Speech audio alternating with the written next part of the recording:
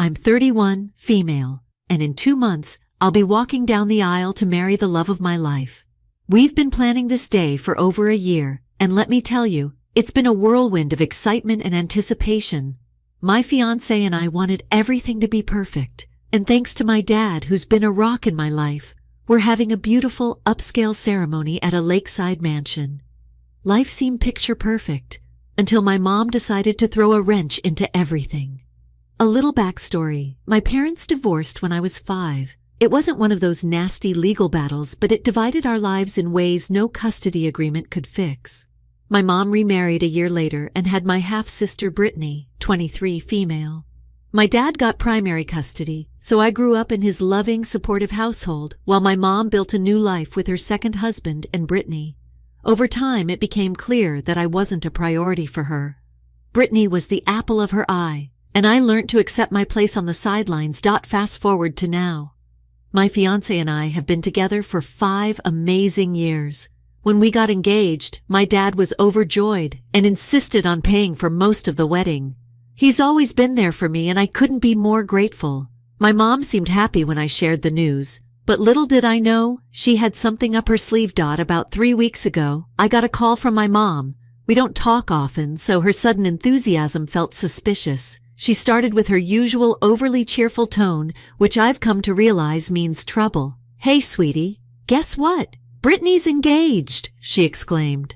I was surprised, not because I cared deeply about Brittany's love life, we're not close, but because I hadn't even known she was seriously dating anyone. I offered polite congratulations, expecting that to be the end of it. But then came the bombshell. "Well, Brittany and her fiancé are on a tight budget," she began, her tone softening, "and they can't afford a big wedding like yours. So we were thinking, how about they get married on the same day as you, at the same venue, maybe in the morning, and then you can have the afternoon. It would save so much money and be so special for you two to share the day." My jaw dropped. I couldn't believe what I was hearing. Share my wedding day? The day I'd been planning for over a year, with my half-sister who I barely knew? "No way, Mom," I said, trying to keep my voice steady. "This is my wedding day. It's not a family reunion or a cost-cutting scheme. I'm not sharing it with anyone, especially not Brittany." Her upbeat tone faltered.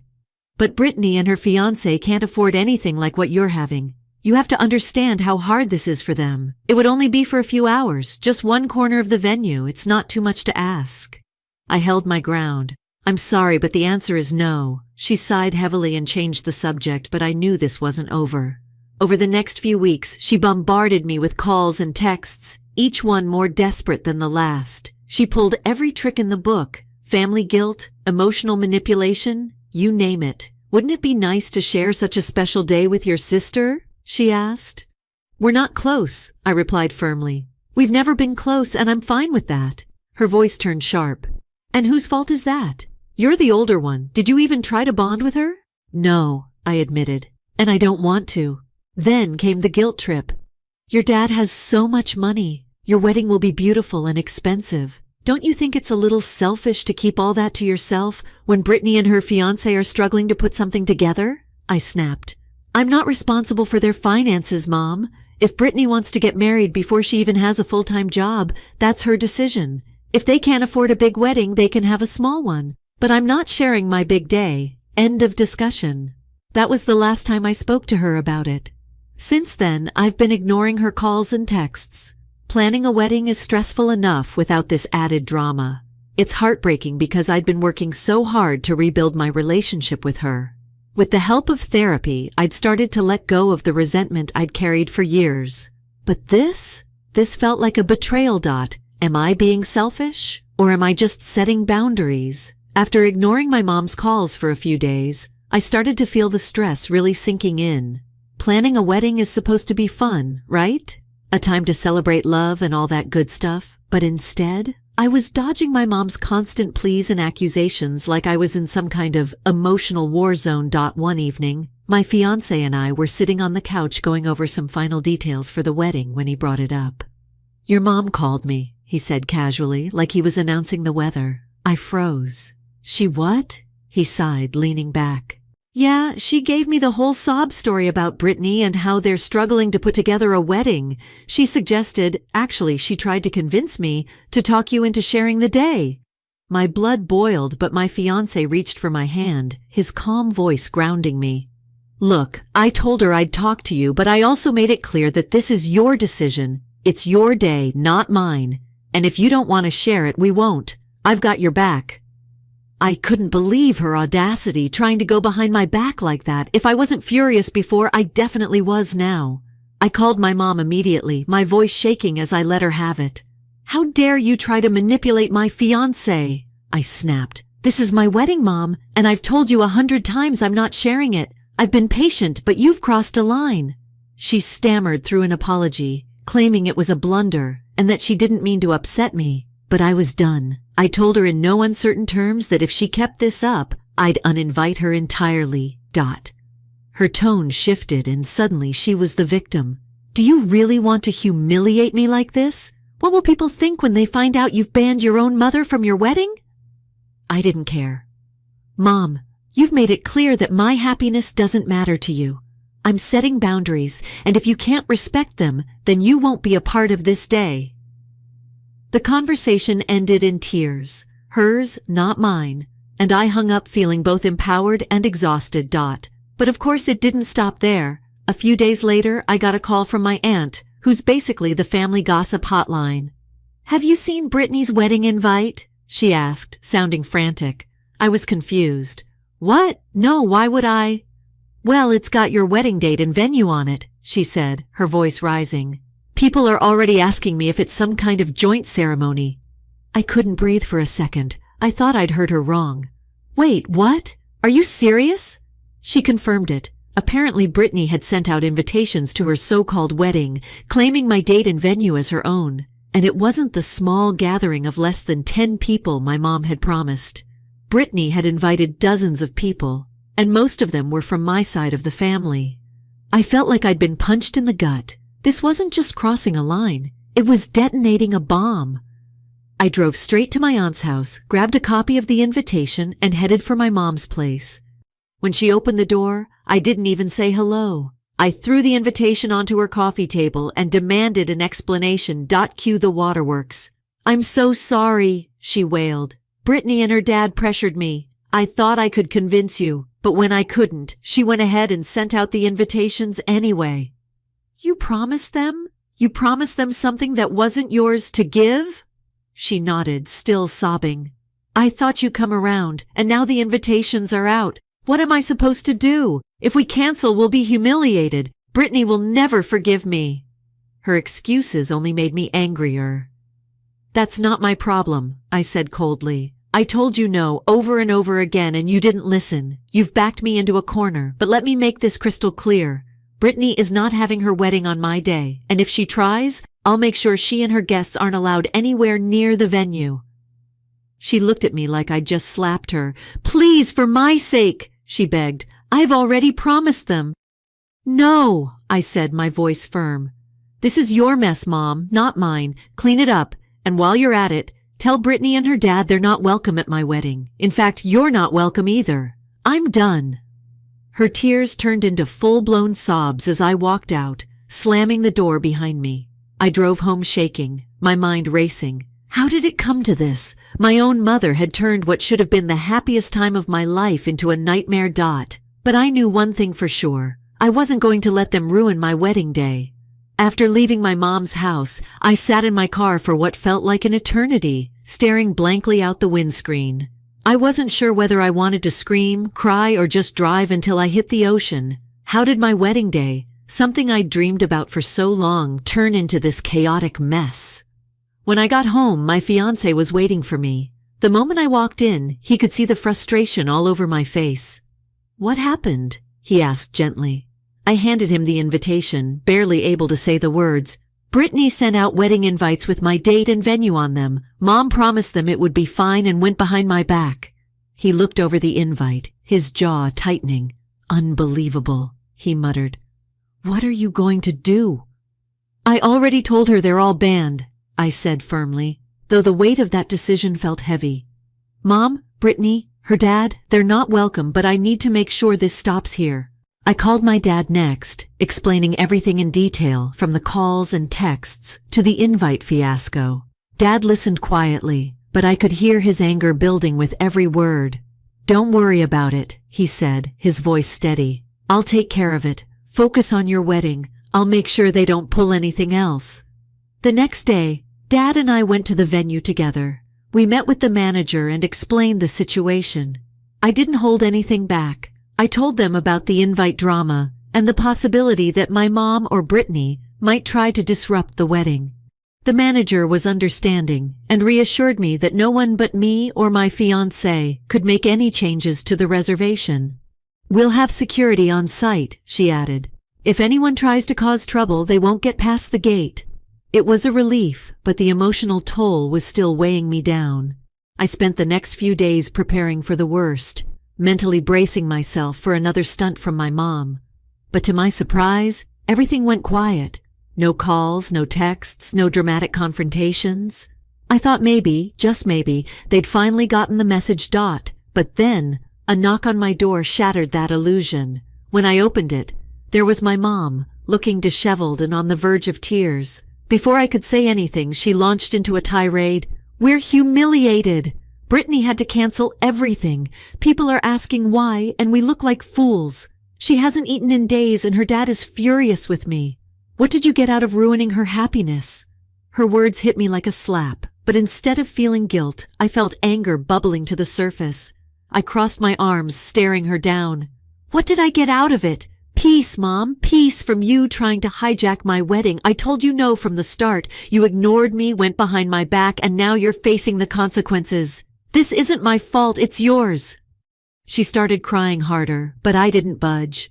"You made your choice, Mom. You prioritized Brittany over me again, and now you're dealing with the fallout, but let me be clear. I'm done with this toxic relationship. You're no longer invited to the wedding, and neither is your family."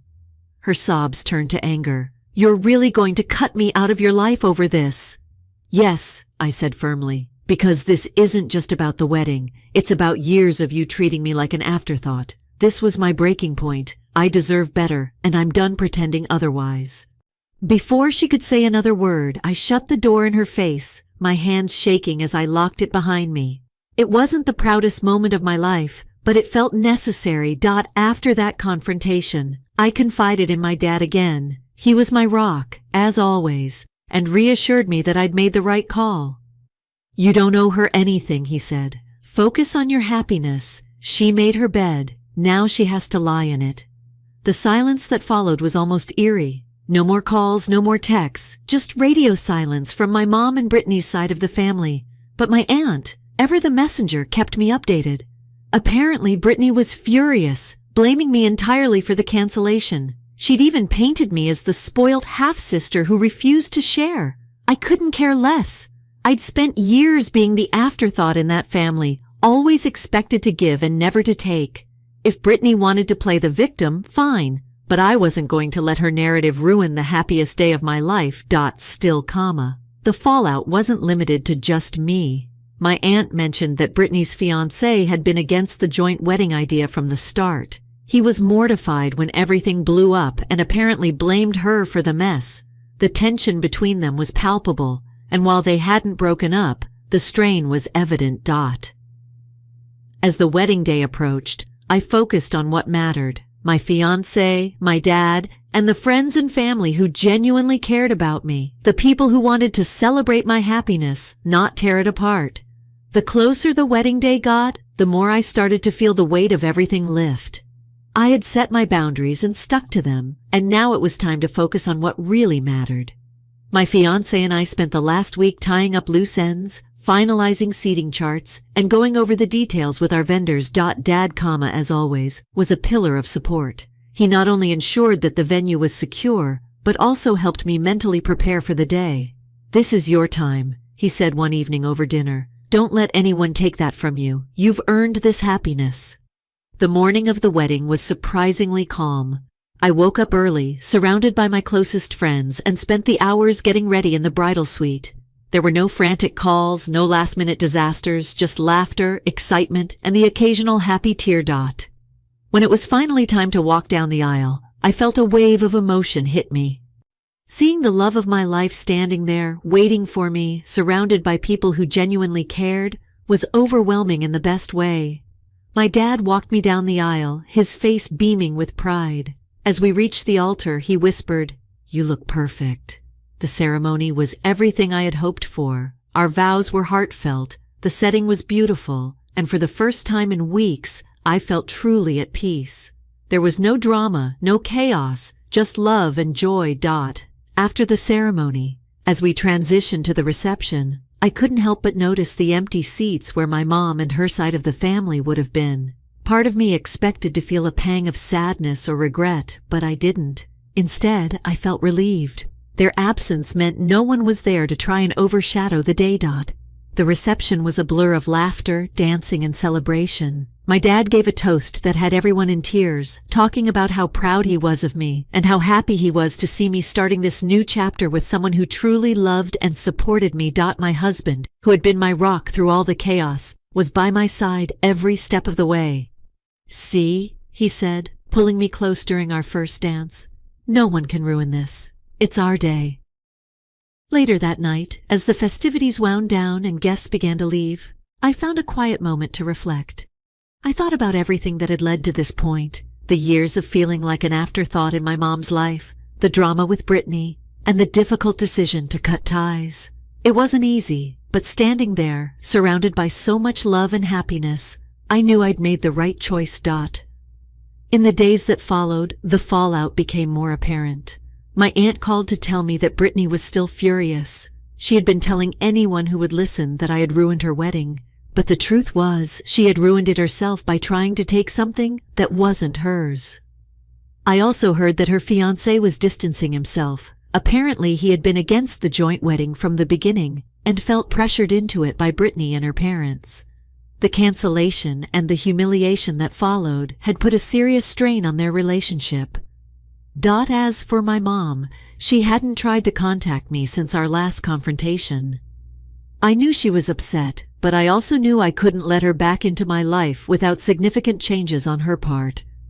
I wasn't willing to compromise my happiness or peace of mind for someone who had consistently put me last. Life after the wedding felt like a fresh start. My husband and I returned from our honeymoon ready to build our life together, and for the first time in a long time, I felt truly free. Free from the toxic family dynamics that had weighed me down for years. The people who mattered most had been there for me when it counted. My dad, my husband, my friends. They had all shown me what unconditional love and support looked like, and that's what I chose to focus on. It's been a few months since the wedding, and life has finally settled into a peaceful rhythm. My husband and I are adjusting to married life, and honestly, it feels amazing to wake up every day knowing I made the right decisions. The wedding day was everything I dreamed of, and the aftermath, while messy, taught me a lot about what I value and what I'm willing to tolerate. My mom hasn't reached out since our last confrontation, and while part of me expected her to try and repair things, I'm not holding my breath. I think she realizes the gravity of what happened and knows I won't be quick to forgive. It's strange to think about, but I don't miss the relationship. I've spent so long trying to fix something that was never truly whole. Letting go has been liberating. Brittany, according to my aunt, is still nursing her wounds. She's told anyone who will listen that I ruined her chance at happiness. But deep down, I think even she knows the truth. The fallout from her canceled wedding has created waves in her life. My aunt mentioned that her fiancé is growing more distant, and the cracks in their relationship are becoming harder to ignore. It's sad in a way, but it's not my responsibility to fix. I've also heard whispers from extended family about how selfish I was for not sharing my day. But those voices are few and far between. Most people see the situation for what it was, a blatant attempt to take advantage of me. I've stopped worrying about what others think. Their opinions don't pay my bills or give me peace. My dad, on the other hand, has been a constant presence. As always, he checks in often, making sure I'm okay. He's my biggest cheerleader and has reminded me time and time again that I did the right thing. "You've got to put yourself first sometimes," he told me recently.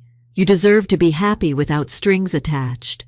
That sentiment has become my mantra. I spent so much of my life bending over backward for people who wouldn't do the same for me, and it stops now. My happiness, my boundaries, my life, all of it matters, and I'm not compromising anymore.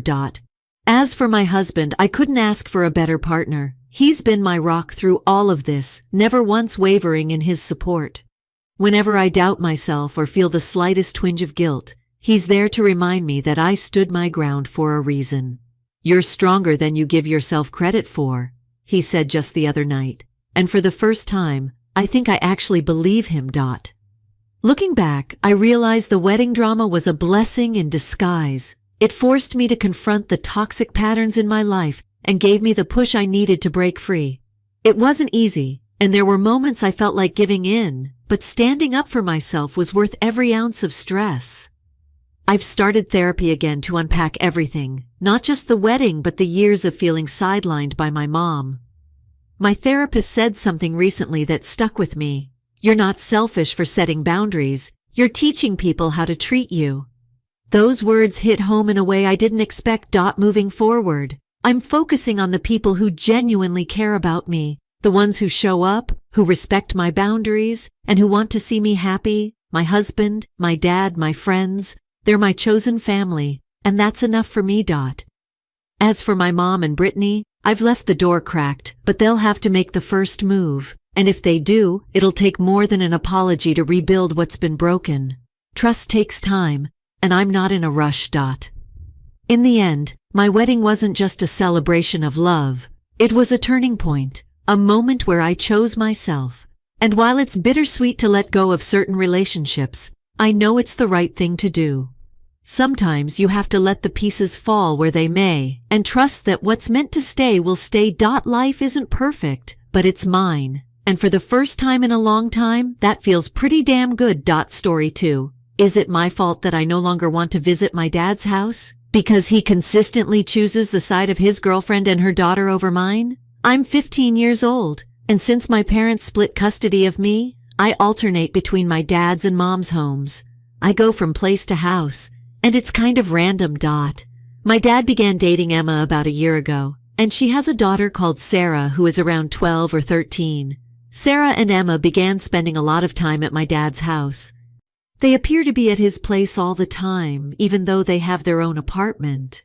Sarah was in my bed when I woke up in the middle of the night the first time they spent the night while I was there. Sarah ended up in my bed for some reason, even though Emma packed this cot bed thing for her to sleep on. I forced her out of my bed since I didn't like that. However, my dad and Emma became angry with me after that. "I already have a bed. Therefore I should share it," they added, accusing me of being cruel. The living room at my dad's house also has this very comfortable chair that I received as a present. My dad says that even if I get to it first, I should give it to Sarah since they are guests, even though I like that chair, and it is meant to accompany me when I move out. Here, quote, "S the thing then. When I visit my dad, I frequently find myself sitting on the floor. Why? The reason behind this is because my dad enjoys relaxing in his customized recliner. Emma, on the other hand, sprawls out on the couch as if it were her bed. I normally just spend my time in my room as a result. I mean, I don't really like sitting on the floor, do I? Who would? I have the impression of being a pet, and that's not my life. My father, he makes an effort to invite me to join them for a seat. I'm called into the living room by him. But really, what's the point of my sitting on the floor? It doesn't sound enjoyable at all. Although I don't see it that way, he believes I'm simply being a normal, challenging adolescent. I mean, prior to visiting his residence, I was out with my mother. Before she left me off at my dad's, we even had some fun together. And guess what? I got the really wonderful blanket from my mom. My favorite sports team is featured on it. I was ecstatic about it. I mean, I was eager to cuddle with it. Getting thrilled about a blanket seems a little ridiculous, doesn't it? But I thought it was fantastic. I wanted to use it at my dad's place, so I carried it over there. Here's the worst part, though. My father forced me to tell Sarah about it. It wasn't fair, he continued, that I get anything new when Sarah didn't. I feel compelled to share all I get. Whenever something interesting happens to me, it's always the same. My dad constantly tells Sarah that she has it when she gets her hands on something fantastic. So she makes the final decision. Furthermore, Sarah is under no obligation to share if she chooses not to. No inquiries were made. Such like this. Sarah was once reading one of my books. It was a favorite of mine. All of a sudden, Emma and my father got into a heated disagreement. Emma was quite distressed. At that moment, she wanted to go. After witnessing all the turmoil, Sarah made the decision to bring my book along. I didn't want her to take my book, so I said, "No way." My dad was furious with me. "Just let her take the book," he said. My dad and Emma reconciled in the end, and I was given my book back. However, I couldn't stop wondering, what if they hadn't reconciled? I would have permanently lost one of my favorite novels. Let's talk about ice fishing now. Since I was 7 years old, my dad and I have had a unique bond. Just the two of us spending time together while ice fishing. However, he chooses to include Emma and Sarah this time. And you know what? They complained the entire time. Our father and I were intended to spend that time together, but it wasn't the same with them present. Particularly with all the complaining Emma, Sarah, and my dad after all that mess. Yes, you do recall how I felt alienated in my own father's home. I made the decision to stop. I had really had enough of being treated more like a visitor than his daughter in such circumstances. But right when you believe you've seen everything, you are forced to reconsider everything when life throws you a curveball. My grandpa's father contacted me a few weeks after I made the decision to stop going to see my dad. Grandpa, has always been this quiet guy who doesn't get engaged in drama or pick sides. However, he stated that he wanted to speak this time. Me and him alone. No parental involvement. I was first apprehensive, but my curiosity won out, and I consented. This small restaurant is where we met. The greatest milkshakes in town are his favorite. Sitting there with him, knowing that we were going to get into some serious business, felt strange. Grandpa, however, just began discussing life, family, and how adults occasionally make errors while attempting to do what they believe is right in his calm manner. Although he didn't justify my dad's actions, he did help me see that it's possible that he was having trouble integrating his new family with his old. Me. The actual kicker? Prior to our meeting, Grandpa had spoken with my dad. My dad was truly sorry for the way things had turned out, he told me. He had been preoccupied with attempting to please Emma and Sarah. He was pushing me away without realizing it. Despite his desire to put things right, my dad was unsure of where to begin. Grandpa made a really straightforward yet ideal suggestion. I nearly laughed. Just as before Emma and Sarah entered the scene, it was a father-daughter camping excursion. I'll admit that I wasn't convinced, but as I gave it more thinking, it seemed more logical. This might be our opportunity to make things better, or at least get started. I decided to take a chance and agree. The camping expedition comes next. At first, it was horribly slow and unpleasant. However, while we relaxed around the campfire, went fishing, and put up the tent, something changed. We had a conversation, really discussing every topic, how we might proceed, how he felt, and how I felt. Although it wasn't a quick repair, it was a beginning. However, this is where the drama resurfaces midway through our journey. Who arrives without warning? Sarah and Emma. As it happens, my dad had not been completely honest with them about why we were traveling. Emma decided it would be a good idea for them to join in and surprise us. A surprise? You may say that I was taken aback. Okay. It more like furious. This could have been the point at when everything collapsed once more. However, an unforeseen event occurred. My father defended our time together. He told Emma that the purpose of this vacation was to mend our friendship. It's past time for something. And to my complete surprise, Emma got it. She told me she was sorry. I never imagined seeing this. They then departed, making room for us. The remainder of the journey was a haze of feelings, discussions, and unexpected healing. Things weren't flawless when we returned, but they had improved. In order to ensure that our father-daughter time was respected, my dad began establishing limits with Emma and Sarah. I also felt like I didn't have to fight for my dad's attention for the first time in a long time. The situation with Emma and Sarah is still being worked out. Even if there are still awkward and tense moments, an attempt is being made, which is more than I could have imagined. Is it my fault because I didn't want to visit my dad's earlier? I don't believe so. but I've discovered that sometimes progress requires taking a step back. Perhaps, just perhaps, there's a possibility for us to be a family instead of simply a father and daughter leading different lives. The next tale. Am I the jerk for putting my mom in a catch-22 situation and informing my stepsister that we are not friends? Here's the scoop then. Last year, my mom made the wise decision to relocate her new fiancé into our home. I'm not really a huge admirer of his, to be completely honest. My mom became quite unhappy when I suggested that I might want to move in with my true dad, who lives abroad. She cried and made a great show of it, so she negotiated for me. If I stayed, she said, my soon-to-be stepfather would not have the authority to control me in any way. I only needed to be courteous to him. I thought that was fair enough. Now, this guy has 2 daughters, June, who is a little younger, and May, who is 17 years old, my age. 15. June and I are getting along just well. Although she doesn't really annoy me, May is a bit of a struggle because she is in the same grade as me. Imagine working on a project with someone who is really uncomfortable, doesn't receive the highest marks, and gets unhappy about almost anything that is assigned to you. She also doesn't appear to have any pals of her own, for whatever reason. Therefore, May began clinging to me like she was in dire need of a buddy as soon as our parents became serious and discussed getting married. I mean, I'm hanging to her like she's a leech and I can't get rid of her. To be honest, it's been somewhat aggravating. I therefore found it rather easy to avoid May at school until my soon-to-be stepfamily arrived into our home. You see, our lessons are different. Compared to me, she is easy. She continued to send me messages and friend requests on social media in an attempt to become my buddy in spite of this. However, I chose to ignore them because I wasn't very interested. It was easy enough when she wasn't always in my face.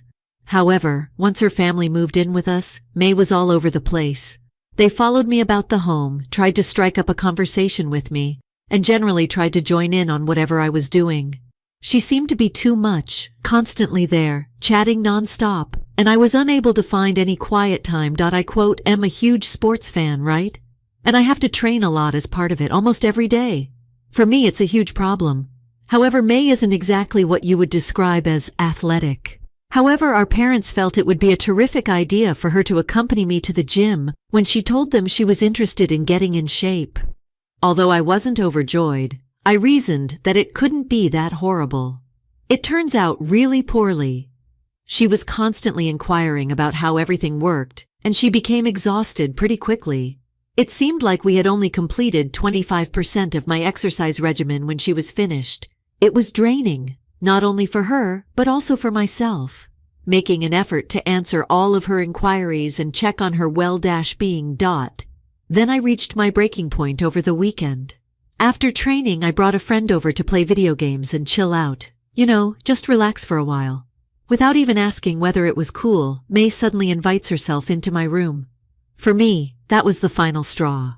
I had to tell her up front that I hadn't invited her to join us, and that it was rather impolite of her to just show up like that. Everyone needs their own place, after all. And she didn't seem to be understanding it at all. She was unable to spend time with us after I informed her. She became really agitated and began to weep.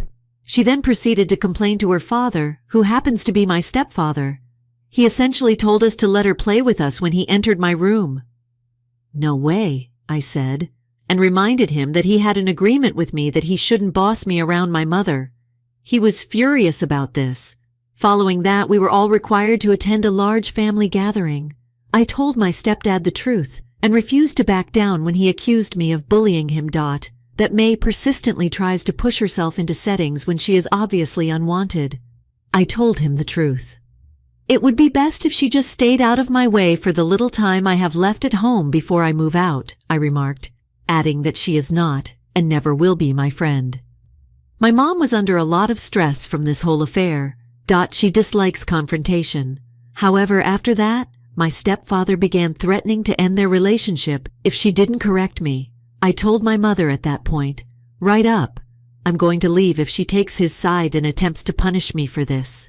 As long as he's around, I'll just go and never return. May has been acting very distraught and sobbing to everybody who would listen, making a big issue out of the situation. In the meanwhile, her own sister, June, became frustrated and urged her to stop. Their mother defends May by claiming that she is just a lonely and sensitive child. But to be honest, I fail to understand how that has suddenly become my concern. I have my own life, and I can't be held accountable for someone else's happiness, especially when they're causing me a lot of hardship. The next tale. Asking my in-laws to decide between me and a daughter they never had. Am I the jerk? Here's the thing then. My spouse and I have been wed for 9 years. I'm a little younger than him, who is 38. However, there has been a persistent drama with a woman named Sally ever since we started dating. My husband and Sally used to be quite close. Similar to best pals. Close. However, once my husband and I began dating, things became strange. When we started dating, Sally wasn't happy about it. She began sending me nasty texts, accusing me of stealing from her and claiming that our relationship was poisonous. It made me feel very unwanted and quite uncomfortable. We were married for a few years when Sally had a difficult period. She instantly went to my spouse for help after divorcing him. I made an effort to be empathetic, but we later discovered that she had been lying about many of the reasons she said led to her divorce.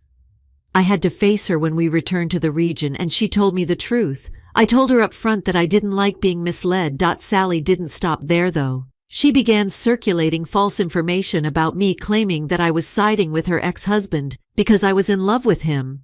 For me, that was simply too much. She seemed to be attempting to harm my reputation with everyone. This is when things become complicated. I felt compelled to ask my in-laws to make a difficult decision since they are involved. They either back me, the wife of their son, or they back Sally, who has caused a lot of problems and isn't even related. I don't want to be the evil person in this circumstance. Therefore, it's been really stressful. All I want is for my life to be free of the drama that Sally always injects into it. I felt I wanted some calm after a lot of stress with Sally, who used to be quite close to my husband. I told my husband's mother, who is essentially my mother-in-law, that I no longer wanted to be involved with Sally. Things were very peaceful for a year or so, and it was good that I didn't have to deal with Sally at all. However, my mother-in-law then began pressuring me to get past the Sally incident. Even though Sally would be attending, she urged me to return to family gatherings. I was attempting to act calmly. Okay, I'll deal with these problems, but I won't be hanging around with Sally, I replied. I will be present, but I will not speak to her. Sally somehow got out that I would be back as soon as I consented to it. She began messaging my husband to express how much she missed their previous friendship and other things. We felt as though we had to start over. Then, without warning, I received this really hurtful email from a stranger. It made some quite offensive remarks. We conducted some investigative work after I initially assumed it was simply a random internet harasser. We discovered that the email originated from the same neighborhood where Sally resides. It also highlighted stuff that only someone who knew me well would be aware of. I even used my first and middle name, as well as information from my private Facebook group. To be honest, Sally was the only person who sprang to me who would do anything like that. And it was really eerie. I so concluded that I needed to have a serious conversation with my husband's parents once more. I had a conversation with my father-in-law and mother-in-law about the entire email problem. I informed them that I wished to permanently disassociate myself from Sally. It was a difficult choice, but I needed them to see that I couldn't live with someone who was so cruel and negative, especially if they would even write me terrible letters. I had to be firm and let my in-laws know that I was serious about not wanting to speak to Sally at all. Thus, the entire Sally scenario became really emotional. I decided I didn't want Sally in my life, not even by coincidence, after receiving that hurtful email. I had a lengthy conversation with my in-laws, my husband's parents. We essentially had to explain everything to them at one time. We advised them to select the people they wished to have at family gatherings. Either Sally or I had to be there, but neither of us could. Although it was a difficult situation, things couldn't continue as they were. However, my mother-in-law was adamant about things returning to their pre-drama state. She said that she hoped Sally and my husband might rekindle their friendship. That, she believed, would make everything miraculously better. Despite the fact that I was very uncomfortable being with Sally, my mother-in-law simply didn't want to believe it, despite my repeated attempts to convey to her all the horrible things Sally had done and said to me. She insisted that she couldn't picture Sally doing anything wrong, and that she was like a daughter to her. My father-in-law, on the other hand, was unwilling to discuss it at all. He would simply leave the room if we attempted to discuss what was happening. Anything negative about Sally was not something he wanted to hear, regardless. Thus, I found myself feeling completely trapped and questioning whether I was the one acting irrationally. I felt like I had to choose between protecting myself from someone who was obviously causing issue and not upsetting my husband's family. When I stood up for myself, I couldn't help but wonder if I was the one generating all the issues. It was a lot to handle. The final tale. Am I the jerk for supporting my grandmother's choice to name me as the primary beneficiary in her life insurance will? I'm 30 years old, and even when my aunts and cousins lived with my grandmother, I still had a unique connection to her. We had a unique time together, she and I. My own mother's daughter wasn't really there for me when I needed her, which is how our bond began. But when I got older, I found that my grandma and I shared a lot of similarities. When I made the decision to become legally independent at the age of 16, my grandmother was there to support and encourage me every step of the way. I made careful to assist my grandmother in whatever manner I could when I was able to support myself. She needs the additional assistance since she has vision problems, which prevents her from driving, especially after my grandfather died away. I thus took care of her needs, such as taking her grocery shopping, cleaning the yard, and thoroughly cleaning her home. Despite our large family, none of my other relatives, not even her own children or my cousins, volunteered to assist her in the same way that I did. My granny was in a major accident not long ago. We nearly lost her because it got so terrible that she needed surgery. Fortunately, she is now at home and recovering, although she needs far more assistance than she did previously. She therefore concluded that it was time to amend her will. Her original will said that I, my sister, and my 4 cousins would receive half of her assets and money, while the other half would go to her 3 children. However, my grandmother changed significantly as a result of everything that had transpired. She made the decision to give me and my children around 80% of her possessions, with the remaining 20% going to the rest of the family. Following her decision to amend her will, my grandmother left me and my children around 80% of her assets, with the remaining portion to be divided among the other family members. My relatives were really irate. We had just begun to mend our connection, but now my mom is so angry that she won't even speak to me. My aunt is also furious. She claims I deceived my grandmother, who is too old and frail to make her own judgments, in a daily phone contact. My aunt went so far as to report me to Adult Protective Services on the grounds that I was stealing from my grandmother. However, I maintain that when my grandmother altered her will, she did so with full knowledge. It was all up to her. There's more to the tale now. My biological father was required to pay child support, and I recently received some money from a settlement. My mom should have received this money, but my family believes I stole it in some way. They're making use of the circumstance. In addition, my grandma's will claims that I'm only trying to obtain money for my family. Here, quote, "S the problem though. Since my mother wasn't providing for me, I got the child support immediately. Before I made the decision to become legally independent at the age of 16, I was neglected and placed in foster care. The only person who truly stuck up for me during all of this was my grandmother. When I was younger, she wanted to take me in, but her own health problems prevented her from doing so. Does taking what my grandmother wants to offer me make me the evil person in this situation? Especially in light of all that we have experienced together. Story 3. Parents who treated me badly want to come visit me and say they'll be bringing a surprise, according to the headline of this narrative. Being the youngest of 5 children growing up. It should be enjoyable, doesn't it? You receive all of your elder siblings' attention, advice, and hand-me-downs. That's how the movies portray it. Anyhow. My world. 7 years younger than the oldest. I was stuck in a family with no more bandwidth for me. It was terrible, to be honest. I wasn't the troublemaker, let alone the star. I was a literal afterthought, simply there. My parents weren't horrible individuals, they simply couldn't handle it. All of my elder siblings were juggling health concerns, therapy appointments, and academic difficulties. Meetings with instructors and me, counseling sessions, and hospital stays dominated my parents' lives. The easy one was me. No drama, no problem, no extra work needed. Since I was making no demands, they thought I was all right. As it happens, being the child who gets away with it also means that you're the one who is forgotten. I was around 8 years old on this particular night. While my brother was in the hospital, my mother was rushing about packing. My sisters were fighting over who got to use the restroom first, and my dad was shouting about lost vehicle keys. I waited while reading a book in my lap on the couch. I had no idea what that was. I was anticipating that. I need someone to notice me. Perhaps. However, nobody did. Eventually, I simply said goodnight and went to bed. It wasn't an isolated incident. It was just that way. Children like myself are referred to be glass children. Although you are visible, nobody actually sees you. The sad lyrical method of being invisible does not apply to you. It's more like corner furniture. I didn't receive assistance since I didn't require it. I didn't draw notice since I didn't cause any issues.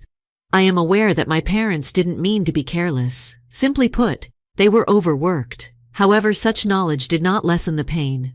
But it wasn't all awful. I was quite free since no one was interested in me. I read books or played video games by myself for hours on end. I would pretend to be on a fantastic adventure while I explored the forests close to our home. It felt normal at the moment, but in retrospect, it was probably a touch depressing. My first true pals, Mia and Clara, were created when I was 9 years old. Both of them came from chaotic homes as well, and we were drawn to one another.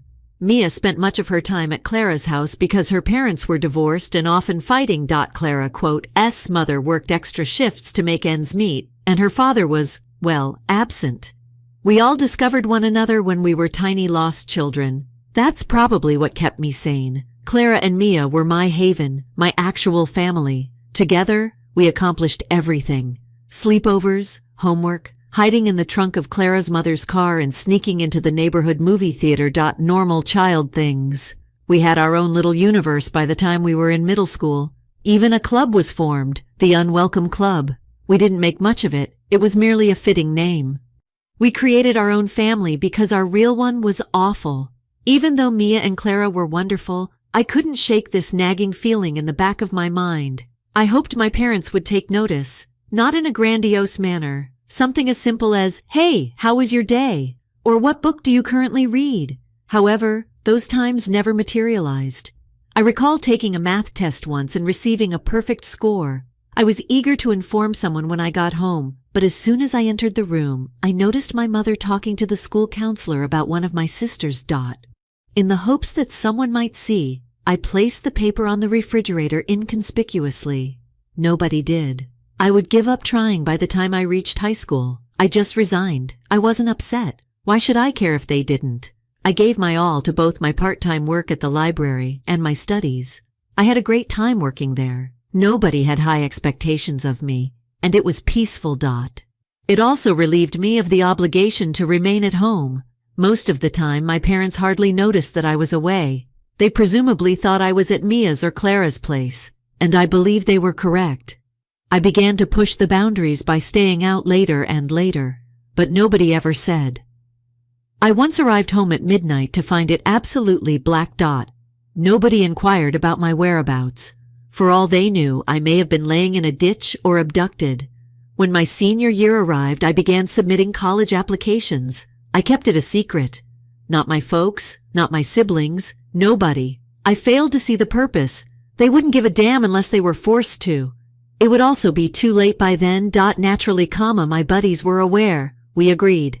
Leave this town and enroll at the same college. On other days, it was the only thing that kept me going. I didn't even bother to show my parents my first acceptance letter when it arrived. I simply tucked it away on my desk and carried on with my day. I didn't know I could possibly have a chance to leave until I received my financial assistance packet. The majority of the expenses might be covered by grants and scholarships.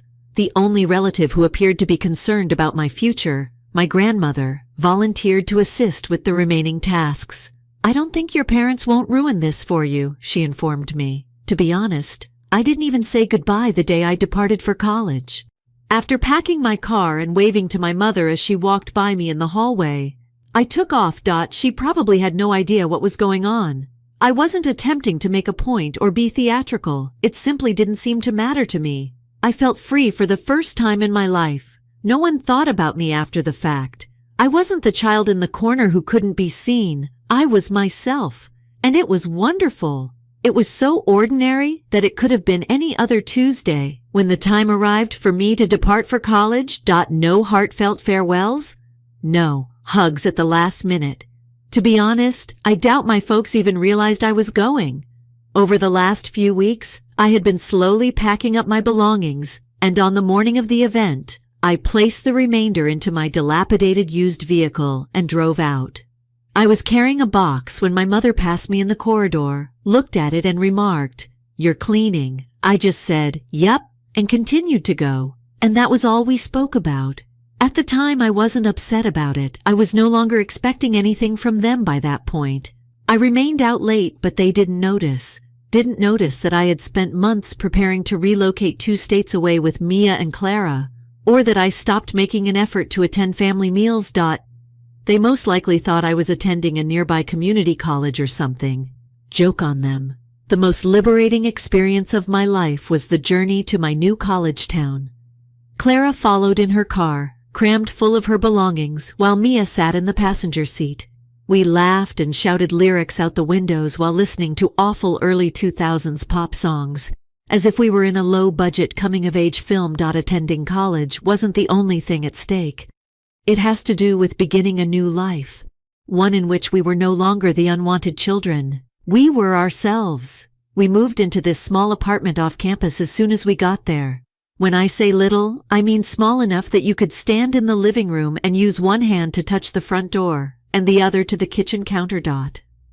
There were spots where it was crumbling. The sink was dripping. The restroom door was unlocked, and the floor tiles were flaking. We didn't care though. We owned it. The first few months passed by quite quickly. To juggle everything and yet learn how to be a productive adult, I plunged myself into studies and a part-time job at the neighborhood coffee shop. Sometimes it was difficult. I had to figure out how to stretch $20 to last a whole week because money was constantly tight. However, I felt in control for the first time in my life. Since no one had any expectations of me in the first place, I was not neglected here. I may simply be here. Neither of my parents called. No texts were exchanged.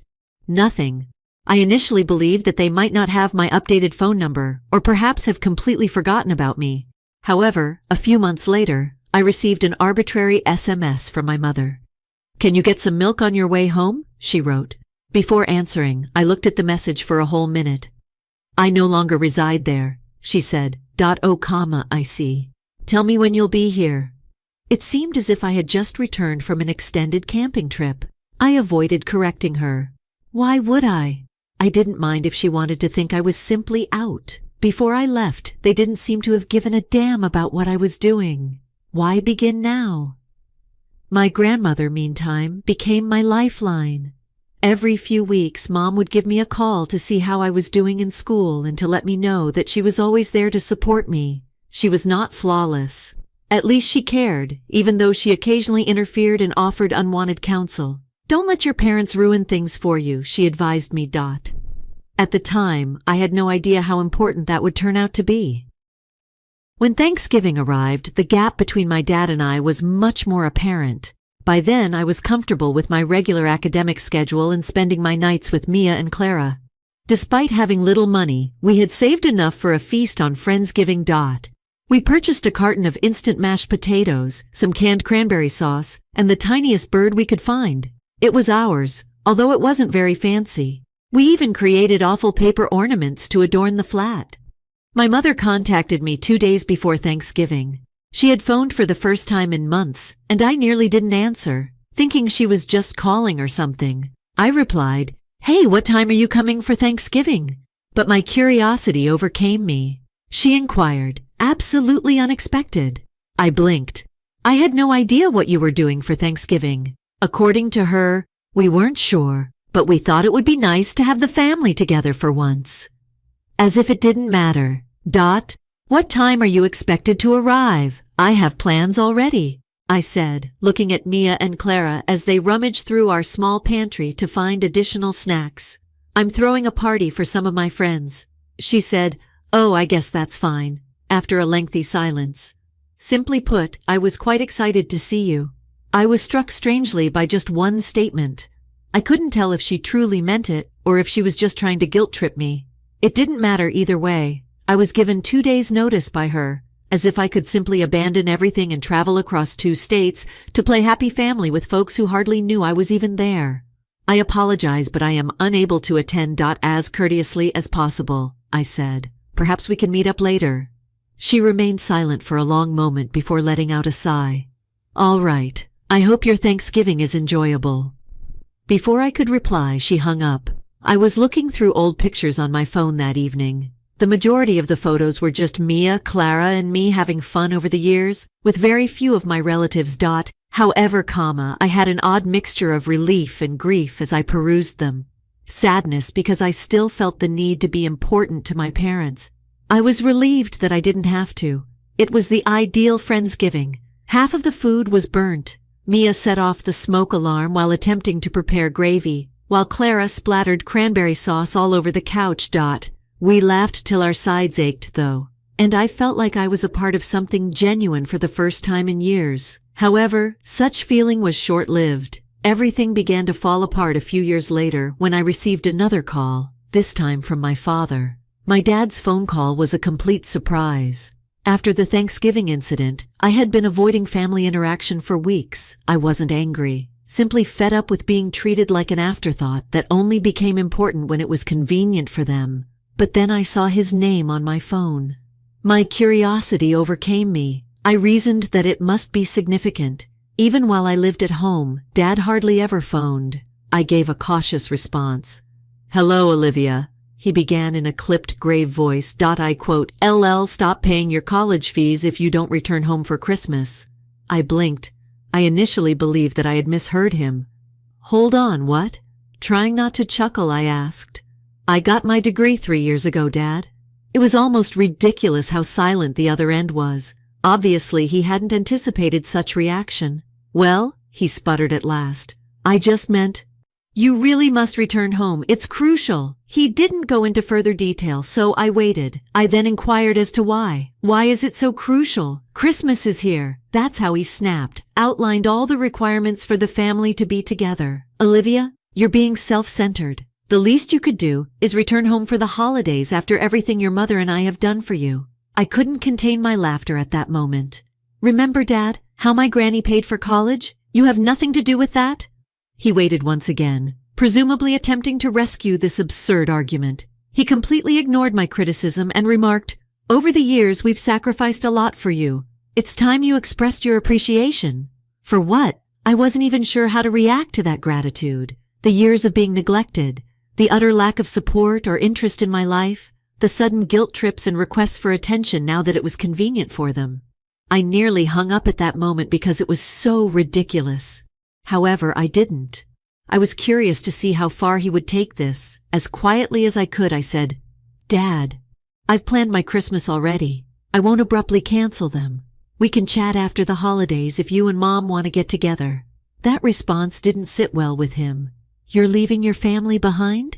His voice rose as he said, "Are you even interested in us?"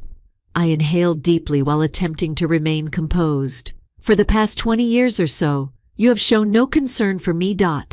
And all of a sudden, I'm the villain because I didn't give up everything to cheer you up. It's unfair," he yelled. "We've always cared about you. You just didn't require as much as the others did." There it was, a slightly modified version of the same justification I had heard my whole life. I stated it wasn't my fault. Furthermore, it doesn't imply that I now owe you anything. I assumed the chat was finished when he didn't answer. However, I received another text from him a few hours later. It was cooler and considerably shorter. "Don't even bother returning home if you don't." It seemed like an eternity as I gazed at my phone. A part of me wanted to retaliate in a sarcastic or furious way. However, the larger part of me was just exhausted. I'm sick of guilt trips. I'm sick of being manipulated. I'm fed up with being viewed more as a backup plan than a human being. I set my phone down and didn't answer. My mother texted me the next day. It was brimming with passive-aggressive guilt, but it wasn't quite as direct as my dad's message. She composed. Olivia, we're quite disappointed in you. Why you're acting so aloof is beyond us. Your family is us. When I read it, I chuckled. Far away. They were only now realizing that I had been aloof throughout my life. Even though I tried to ignore it, there was a small part of me that still felt the old familiar sting of guilt. Even if it was almost amusing. That tiny voice whispering in the back of my mind. They could be correct. Perhaps you're being self-centered. I made an effort to ignore it. I tried to concentrate on the positive aspects of my life, went out with Mia and Clara, and immersed myself into my job and studies. However, the texts continued to arrive. My father, mother, and possibly a sibling. They all appear to be conspiring to make me feel guilty about spending Christmas at home. It was unrelenting. Then, a week or so before Christmas, my older brother Jake called. It had been years since I had spoken to him. He was the brother I believed to have the best understanding of me. We'd had some good chats as children, and he wasn't as ill as the others. In fact, I felt a glimmer of optimism when his name appeared on my phone. I gave a hesitating response. Jake, how are you? Liv, hello. Using the moniker I hadn't heard in a long time, he said.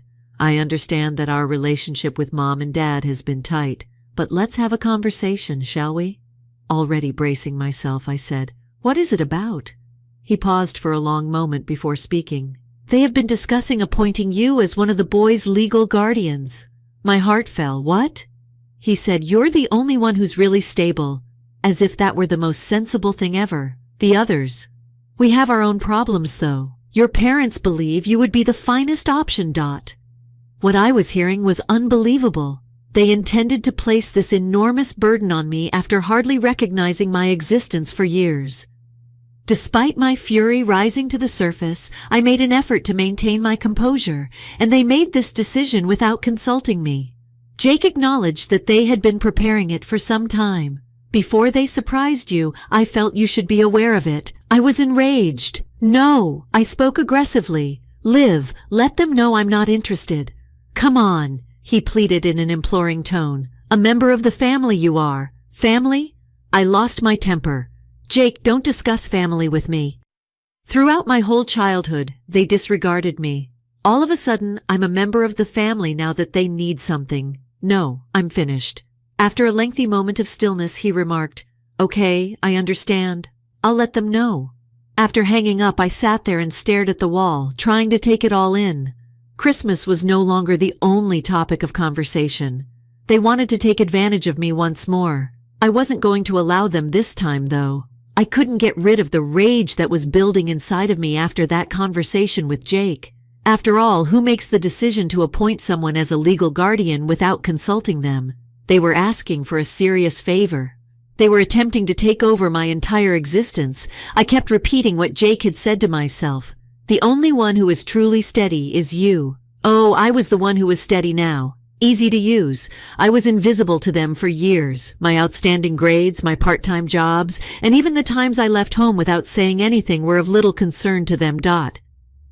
But now that I had succeeded in creating something for myself, I was all of a sudden the one who was trustworthy, responsible, and capable of cleaning up their mess. It enraged me. For days I didn't reply to Jake. What might be said? I was aware that he wasn't totally to blame. He was only the messenger. However, that did not lessen how offensive it was.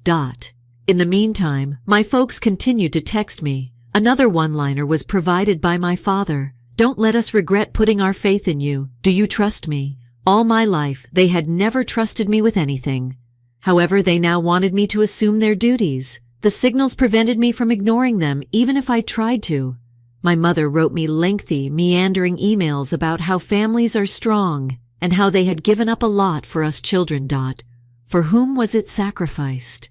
Because that was definitely not for me. I also didn't answer her. I was unable to. Every time I started composing anything, I felt like the words were insufficient to convey the depth of the sorrow they had caused me over the years. A week or so later, I received yet another surprise. My mother arrived at my flat. I just sat down with a cup of coffee on a Saturday morning to binge watch a new Netflix series. I thought it was either Mia or Clara knocking on my door, as they frequently did, without warning. However, my mother was waiting there with this tense, even frantic expression on her face as I opened the door. I said, blinking incredulously, "Mom, why are you here?" She brushed by me as if she owned the area and said, "We need to talk." Too astonished, I couldn't stop her. "This is where you live?" she said after entering my little living room and glancing at my disorganized coffee table and mismatched furnishings. I crossed my arms and answered, "Yes, I also enjoy it. What are you looking for?" With a groan, she collapsed into my used couch as if she were bearing the weight of the entire world. "Your father's condition is deteriorating," she whispered softly. "We don't know how long he has left, and he's been in and out of the hospital." I gazed at her, attempting to comprehend her words. I wasn't cold. The timing seemed so planned, but I didn't want my dad to suffer. "That's unfortunate to hear." With caution, I said, "However, how is that related to me?" I briefly had a twinge of shame as her eyes welled up with tears.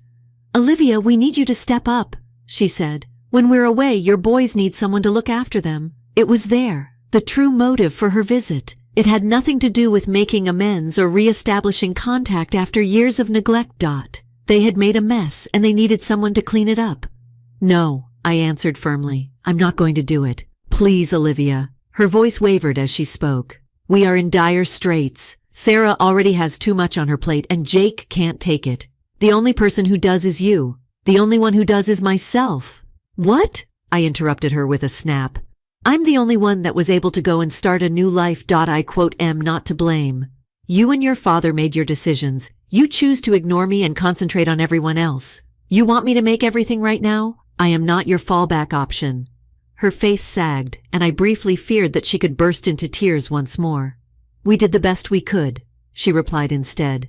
"You have no idea what it was like to raise 5 children. Juggling appointments, bills, and all the stress. I'm to blame for it.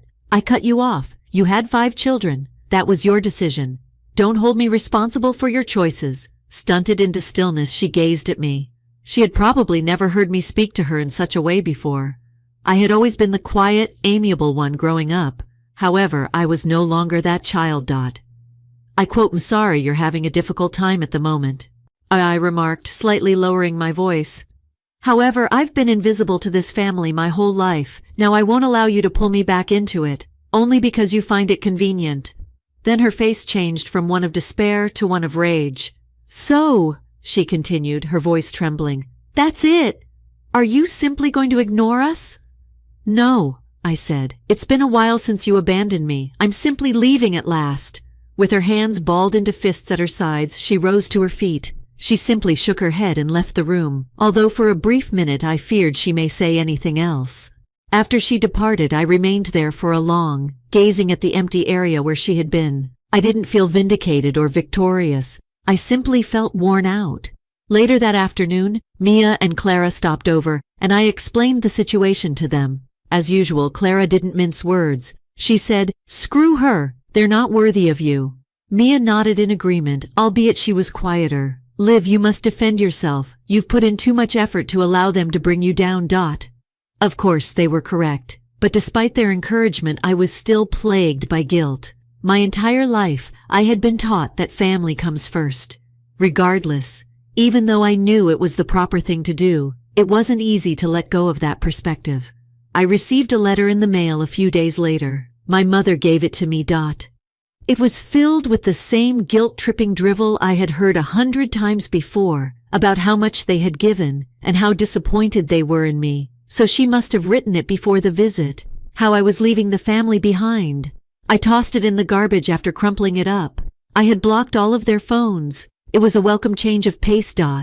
They had been neglected whenever it wasn't convenient for them, and guilt-tripped for years. At last, I was in charge. I didn't have to prepare myself for the next emotionally manipulative phone call, or wake up to passive-aggressive texts. I felt as though I could simply live without being constrained by their expectations for the first time in years.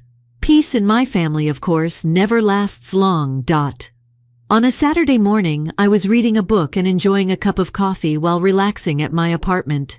To give myself a respite from the incessant pings of notifications, mostly from distant relatives offering their uninvited thoughts on familial responsibilities. I switched off my phone the night before. It seems that my mother had circulated her tale about my deserting everyone. I was no longer even shocked. When I heard the door being knocked on, I thought it was Clara or Mia stopping by. Particularly following my mom's unexpected arrival earlier that week, they frequently did it. So I cried out without thinking. It's accessible. As I turned the page of my book, there was another knock, this time louder. Strange.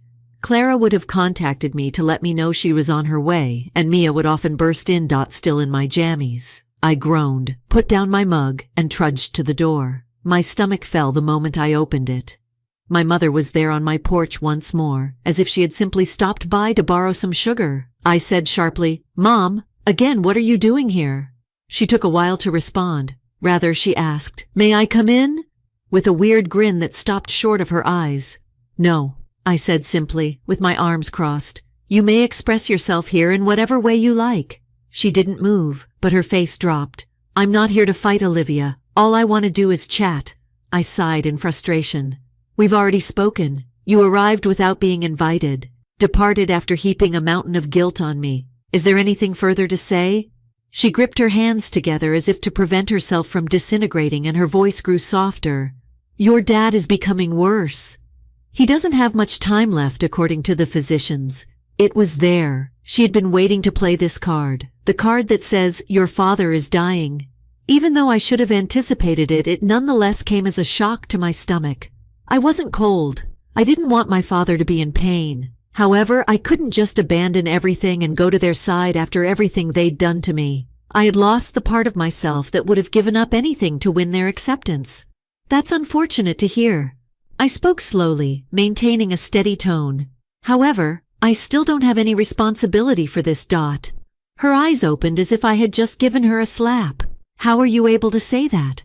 I am his daughter, and he is your father. The one he ignored for 25 years was blasted back by me, the person who didn't deserve attention until he was in need." Her voice was shaking as she continued. "That's not fair. Our best effort was made. Did you?" With my rage rising to the surface, I asked. "Because from my vantage point it appears like you choose to put everyone else's needs ahead of mine. And now, since I've succeeded in creating a life for myself, you are attempting to pull me back into the chaos you made. Mom, that's not my fault." I thought she may cry when her face collapsed, but she straightened herself and her expression hardened instead. "That quote is it then? Are you simply going to abandon your family?" I felt the weight of her words as I looked at her. Calm down over me. "No, Mother, it's been a while since you abandoned me. I'm simply leaving at last." She remained silent for a minute. She simply remained there, gazing at me as if she had never seen me before. Perhaps she didn't. She no longer recognized the meek, submissive Olivia who never created trouble. Olivia was not going to go out of her way to appease those who had never shown any interest in her. First of all, at last, she murmured, "I don't even know who you are anymore," and shook her head. "There are two of us," I said in a chilly tone. "Perhaps this wouldn't be such a surprise if you had taken the time to get to know me when I was younger." She started to go, her lips pressing into a thin line, but before she entered the door, she turned around and murmured, "You'll regret this one day. Olivia, you'll wish you had been there when we're gone." I didn't answer. I didn't believe in myself either. I simply leaned against the door and shut it behind her, experiencing an odd spectrum of feelings. Relief, sadness, anger. There they were, all of them, crashing into one another till I was exhausted. Later that day, Mia and Clara came over, and Clara was really upset when I told her what had happened. She "s a little brave." She paced the living room as if she were prepared to confront my mom. "I promise that I'll take care of it if she returns." Mia was more reserved and sat next to me on the couch, looking worried. "Are you all right?" she inquired. "Yes. Even though I wasn't certain that was true, I stated it. It simply feels definitive. This is the last straw, you know. The reason for that," Mia answered softly. "You have lived your life to the fullest. They made their decisions. It's your turn to make yours now." She was correct. Even after I believed I was free, I let their deception and guilt to rule me for years. However, this was the tipping moment for me. I refused to allow them to take any more from me. I blocked my dad's, Jake's, and my mother's numbers later that evening. I even went through my social media accounts and blocked anyone who would try to help them by increasing my privacy settings. It was essential, yet it seemed extreme. I wasn't just getting by for the first time in my life, I was making my own decision. And it was liberating. Story 4, Jobless Ex-Fiancé Returned for Her Stuff, is the title of this tale. I told her the truth while opening her baggage. Hello everyone. Our goal of 25,000 subscribers is quite near. Before the year ends, let's work together to make it happen. Click the subscribe button to join me on this incredible trip. Let's get this done. Let's begin the video now. The first thing the OP says is : My fiancé, who is 33, left our 9-year relationship approximately a month ago. I am 34 years old. She did it without a struggle or even a heated argument. No. One evening she sat me down and told me, I no longer love you. That was it. No build-up, no warning. She also didn't appear to be conflicted or unhappy about it. In her mind, it seemed as though she had already gone on and I was only now catching up. I asked her whether I had made a mistake. Perhaps I had overlooked some indications of her dissatisfaction or a topic she wanted to discuss. No, you didn't do anything wrong, she responded, just shaking her head. I recently ended a romantic relationship. Never in my life have I felt so caught off guard. We were steady, even though I didn't think our relationship was ideal, or so I believed. I truly thought we were creating a life together, and I loved her. Even after she made the decision that she no longer wanted to work, I was there for her through everything. I loved her and believed we were a team, so I was glad to look after her for 7 years. But it seems she didn't feel that way. I sat stunned, trying to take in what she had just said. She exuded such composure, as if this were no major issue. My brain was whirling in the meanwhile. I questioned her whether she truly wanted this, if I could do anything to make things better. Yes, this is what I want, she simply affirmed. I knew then that there was nothing further to say. If she didn't want to be with me, I wasn't going to plead with her to remain. I advised her to get some clothing and spend some time at her sister's house. With her in the home, I couldn't have the time I needed to contemplate. That did not sit well with her. She said it was also her home and questioned why she had to go. I reminded her that it was she, not me, who was ending things. She appeared pretty annoyed when I asked for her home key, but after some back and forth, she gave it to me. It felt unreal to watch her gather your belongings and depart. In less than an hour, she was gone after 9 years of dating. I did nothing but sit in the living room and stare at the walls that evening. The house was filled with reminders of her, yet it also seemed so empty. The closet still had her clothing. The small decorations she insisted on purchasing were all over the place, and her makeup was still in the bathroom. She seems to have left a little of herself in each room. That night, I didn't get much sleep. In an attempt to determine what went wrong, I continued playing back the exchange in my mind. Even though I had provided her with stability, love, and support, it wasn't enough. The house felt far too large for one person when I woke up the following morning. I couldn't bring myself to do anything just now, even though I knew I needed to start thinking about what to do next. I wasn't prepared. My house was silent and deserted when I woke up the day following the breakup. It was oppressive. There were reminders of her wherever I looked. Her clothing were in the closet. She loved to decorate with strange trinkets, including the coffee cup she used every morning. Despite her absence, it seemed as though she was still present. She phoned that same afternoon. Curiosity overcame me, and I nearly didn't respond. Perhaps she had changed her mind. Perhaps she wants to have a conversation. Hey, she responded nonchalantly, as like nothing had occurred. I spoke in an impartial tone. What is going on, Etsy? I simply wanted to say hello. As if this were just another day, she said. I was taken aback. Check in. She broke up with me yesterday after 9 years of dating. What needed to be checked? I asked, attempting to speak steadily. Are you certain about this? Yeah, she said immediately. I want this. A knot formed in my throat, but I pushed it away. All right, I responded. I have to start making some adjustments if that's the case. What changes? Her tone remained enragedly nonchalant as she inquired. I informed her that I would be canceling her auto insurance, removing her access to the joint bank account, and terminating her phone contract. It wasn't spiteful, it was only sensible. What? Why would you do that? Suddenly defensive, she asked, since we are no longer together. I answered, when you've made the decision to break up, why would I still be paying for those things?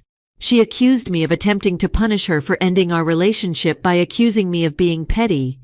Even though her remarks hurt, I refused to back down. I responded, it's not petty, it's the truth. I can't continue to look after you the way I did when we were together. This isn't how it operates. It wasn't warmly received by her. She persisted in accusing me of being unjust and of abandoning her. She made this choice, not me, I told her. She decided to go, and as a result, I began taking action over the course of the following several days. I started by removing her from my car's coverage by calling the insurance provider. I then terminated her phone service. In any case, she hadn't been paying for it. I was the account holder. At last, I visited the bank and canceled the joint account that she was able to access. I felt like I was reclaiming a part of myself with every stride. The goal was not to discipline her. I wanted to take back my life. She didn't see it that way, of course. She accused me of being cold-hearted and vengeful in a barrage of texts. She said that I was adding unnecessary stress to her life. I'm having to start again because of you. One message was read. Right now, I have nothing. How fair is that? I didn't answer. How could I respond? She was behaving as though I owed her money, as if it were my responsibility to ensure her well-being. I learned that she was living with her sister and finding it difficult to cope with her new life, even after she had broken up with me through common friends. She had no current experience to list on her resume because she hadn't worked in 7 years. She had apparently applied to several places, but none of them had contacted her. She contacted me again one evening and asked if I would allow her to keep the car while I recovered. Not at all. Why not? I said. Do you own another vehicle? She lost her temper. Since it belongs to me, I answered. I need it, and I paid for it. Her voice was shaking as she replied, You're being so cruel. I'm left with nothing by you. I believed you were interested in me. I was concerned. Trying to remain composed, I said, I spent 9 years caring. I looked after you, helped you, and provided for all of your needs. However, you decided to put an end to that. When we are no longer together, you cannot count on me to continue looking after you. She ended the call. I would cut all the strings by the end of the week. Once more, the car belonged to me. The joint account was closed and the phone plan was terminated.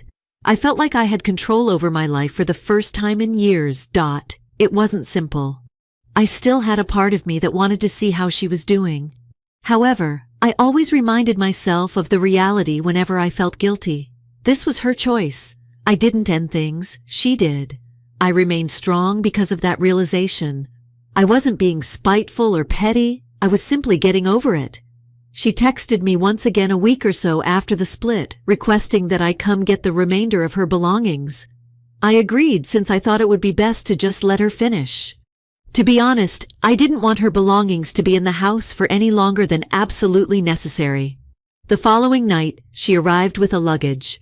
As she strolled by me into the house and made her way directly to the bedroom, she hardly said hello.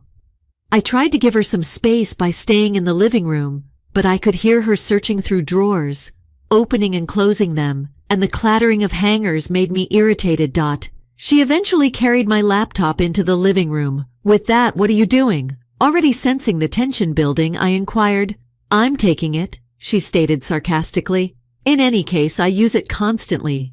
What I was hearing was unbelievable. No, you're not. I spoke aggressively. I own that. I covered the cost. It's not yours just because you utilize it occasionally. She gave me a frustrated expression as if I were being crazy. Are you serious now? You're going to quarrel about a laptop after everything? Yes, I am, because it's mine, I said. Her face changed from irritated to furious. Whoa, too little, too much. Her grip on the laptop tightened as she snapped. I made the decision to check her bag at that point. I was dubious of her behavior for some reason. What are you doing? As I grabbed for the luggage, she questioned, moving ahead of me. I am searching. I unzipped it and brushed past her. As it turned out, it was filled with items that weren't hers. My headphones. I purchased a set of kitchen knives last year. She never requested to borrow anything, not even a sweatshirt. I began taking things out one by one. Would you mind explaining? I held out the headphones and asked. She scowled at me while crossing her arms. I constantly use them. You didn't even notice. They are not yours just because of that. I fired back. You don't get to keep anything just because you utilize it. When you depart. She became irate and accused me of being petty and harsh, of attempting to complicate her life. There are just a few things. They are not even necessary for you. The point isn't that. Trying to remain composed, I said. They're not yours to take. That's the idea. I had had enough by then. You are free to take your own belongings, cosmetics, and clothing. However, I own everything else in this house. It wasn't earned by you. Furthermore, you cannot simply leave with everything you choose. She broke down in tears as her face crumbled. I'm amazed at your lack of compassion. She cried. I remained steadfast. I am not being cold. Simply said, I won't allow you steal anything that isn't yours. She sobbed uncontrollably and said that I was punishing her and attempting to make her miserable. I didn't give up though. You've received all you came for, I finally told her. You should go out now. She sent me a lengthy, meandering text that evening. It was filled with the same charges. I was being unjust. Her life was becoming difficult because of me. I was punishing her for ending our relationship. I didn't even try to answer. By this time, it seemed like she would always change what I said to make herself seem like the victim. I began organizing the remainder of her belongings and looking through the house over the course of the following few days. Very nothing remained. She hadn't bothered to take more than a few odds and ends. I packed everything into a box and stored it in the garage's corner. To be honest, I didn't want to deal with her anymore, so I thought about contacting her to come get it. She could ask for it if she wanted it. I had no intention of pursuing her to get her belongings. She had been whining about me to anybody who would listen, according to mutual acquaintances who began contacting me. She said I was a nasty, bitter ex who was doing all in my power to ruin her life. Even though it was annoying, I didn't let it get to me. People were free to hold any beliefs they choose. For me, knowing the truth was sufficient. I thought I had regained control of my space at the end of the week. Without her belongings or her presence, the house was once more mine. For the first time, I felt as though I could go on, even though it still felt a bit hollow. I believed that things may eventually calm down a few days after the altercation over her bag. I was prepared to proceed after packing the remainder of her belongings into a box. Naturally, though, she wasn't finished. I took up the phone against my better judgment when she called me late one evening. Perhaps she wanted to apologize for the quarrel, or make arrangements to pick up the box. I reasoned, she sounded frantic, almost frantic. I need help, she stated in a tremulous voice. Unsure of what to say, I remained mute for a while. What sort of assistance? With caution, I asked. Her voice broke as she continued. I can't find a job. No one has returned my calls in such a long time. I've tried, but it seems as though I have no idea where to begin. I leaned back in my chair and sighed. Although I'm sad to hear that, I'm not sure what you would like me to do. Her voice changed, sharpening. To begin with, you could assist me. I sacrificed my job for you. Helping me get back on my feet is the very least you could do.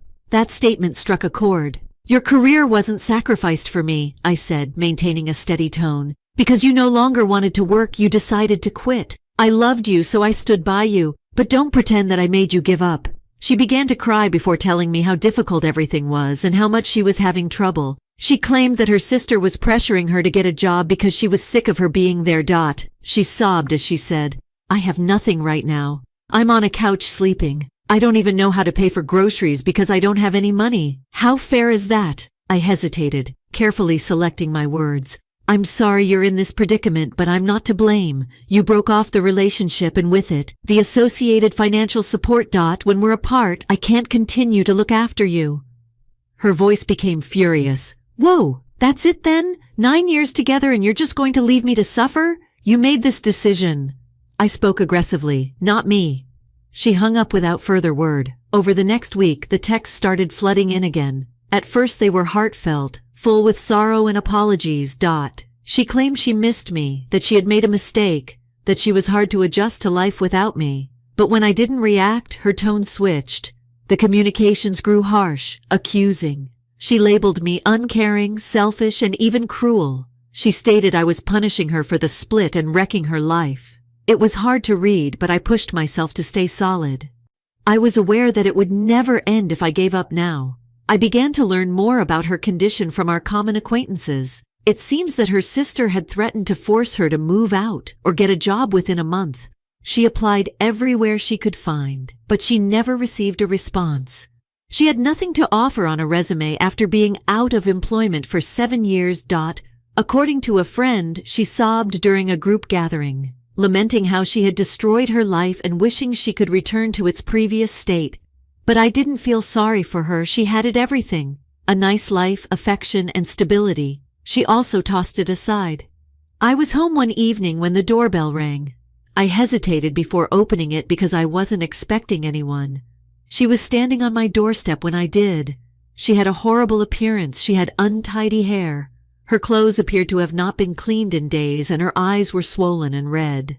"Why are you here?" with a flat tone, I asked. She trembled as she said, "I need to talk to you." I moved to make room for her. Curiosity more than anything else. Her hands trembling, she sat down on the couch and attempted to gather her thoughts. Her voice broke as she continued, "I can't do this anymore. I can't, but I've tried. I am unable to get employment. This is not how I can afford to live. I'm at a loss on what to do." I paused, allowing her to finish speaking. I was wrong. Tears were flowing down her cheeks as she said, "I can't do this alone, even if I believed I could. You are missed. We are missed. I still adore you." Her words lingered in the atmosphere, but instead of pity or desire, I simply felt numb. "You're not in love with me. Finally, I said. "I provided you a life that you liked. The two are not the same." She insisted that she meant it and shook her head, that she wished to return and make amends. I got up and said, "I can't help you. You now have to live with the decision you made." I wasn't interested, but she pleaded with me to change my mind, promising to do whatever it needed to make things right. Even after 9 years of giving her everything, it wasn't enough. I was determined not to allow her to exploit me again. "You should go out now." As I opened the door, I said. When she realized that I wasn't altering my mind, she hesitated for a second, her eyes beseeching. The door shut behind her as she stood up and left. For the first time since the split, I experienced a sense of relief. I thought I had really closed that chapter of my life, both literally and figuratively. I knew it was permanently over after that last altercation. She had sobbed, pleaded, and offered every possible explanation, but it didn't alter what I already knew in my heart. I wasn't missed by her. I gave her life, and she missed it. I felt free for the first time in a long time. No more doubting myself, no more guilt. I felt as though a burden had been removed off my shoulders since I was no longer in charge of her. A mutual buddy texted me a few days later. She had apparently finally been expelled by her sister. She had been unwilling to contribute monetarily and had missed her job search deadline. She was forced to leave by her sister. After that, I had no idea where she went. I didn't want to know, to be honest. She reportedly found a part-time work at a nearby cafe. Though it wasn't much, she managed to stay afloat. Seldom. She was making do with what little she had while residing in a small apartment. According to our mutual acquaintances, she was often talking about how unfair life had been and how sad she was. Here's the problem, though. I had no sympathy for her. She made her decision. She had to deal with the repercussions of her decision to leave me. I started dating someone fresh about that same period. She is Natalie, and she is everything that my former partner wasn't. I wasn't sure whether I was ready to date again at first, but we met via a common acquaintance. However, that was altered by Natalie. She is intelligent, self-reliant, and diligent. She owns her own apartment and has a successful profession as a project manager. I'm not required to look after her. She is more than capable of being independent. For the first time in years, it felt good to be with her. In the relationship I was in, each partner made an equal contribution. She was surprised to learn how much I had done for my ex and how little I had received in return when I told her about our separation. She responded, "You deserve better than that." And I did believe it for the first time. I received a notice on my phone one evening when Natalie and I were eating supper. My ex sent me a message. She had managed to get in touch with me using a new phone number. It was a lengthy, regretful, and heartfelt statement. She claimed she was unable to locate steady employment, that she had made a mistake by leaving me, and that she was barely surviving. She asked if I would think about allowing her move back in as she concluded the message, "Until I'm able to stand again." Natalie arched an eyebrow as I showed her the note. "How will you respond?" she inquired. "Nothing." I said, "I will not answer at all," and I didn't. My ex unexpectedly showed up at my residence a few days later. When I heard the doorbell, Natalie was with me. She appeared much more unkempt than when I had last seen her when I opened the door. She looked at Natalie with hardly concealed annoyance and stated, "I need to talk to you." "There is nothing to discuss," I said, maintaining a composed tone. She broke down in tears, starting off with the same tale I had heard before. She was having trouble. She had nowhere to go. She had done something wrong. She pleaded with me to let her return, promising to do whatever it needed to make things right. However, I refused to accept it. "Do you not love me?" "You adore the life I gave you," I told her. "The two are not the same." She insisted that she meant it as she continued to cry. That her desire was to put things right. I had heard it all before, though. "I'm sorry you're having trouble." "But I'm no longer your safety net," I said. "You must live with the decision you made. Just because things didn't turn out the way you expected doesn't mean you get to go back."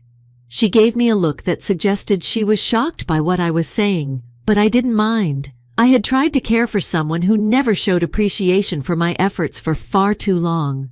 "You should go out now," I remarked, keeping the door open and moving aside.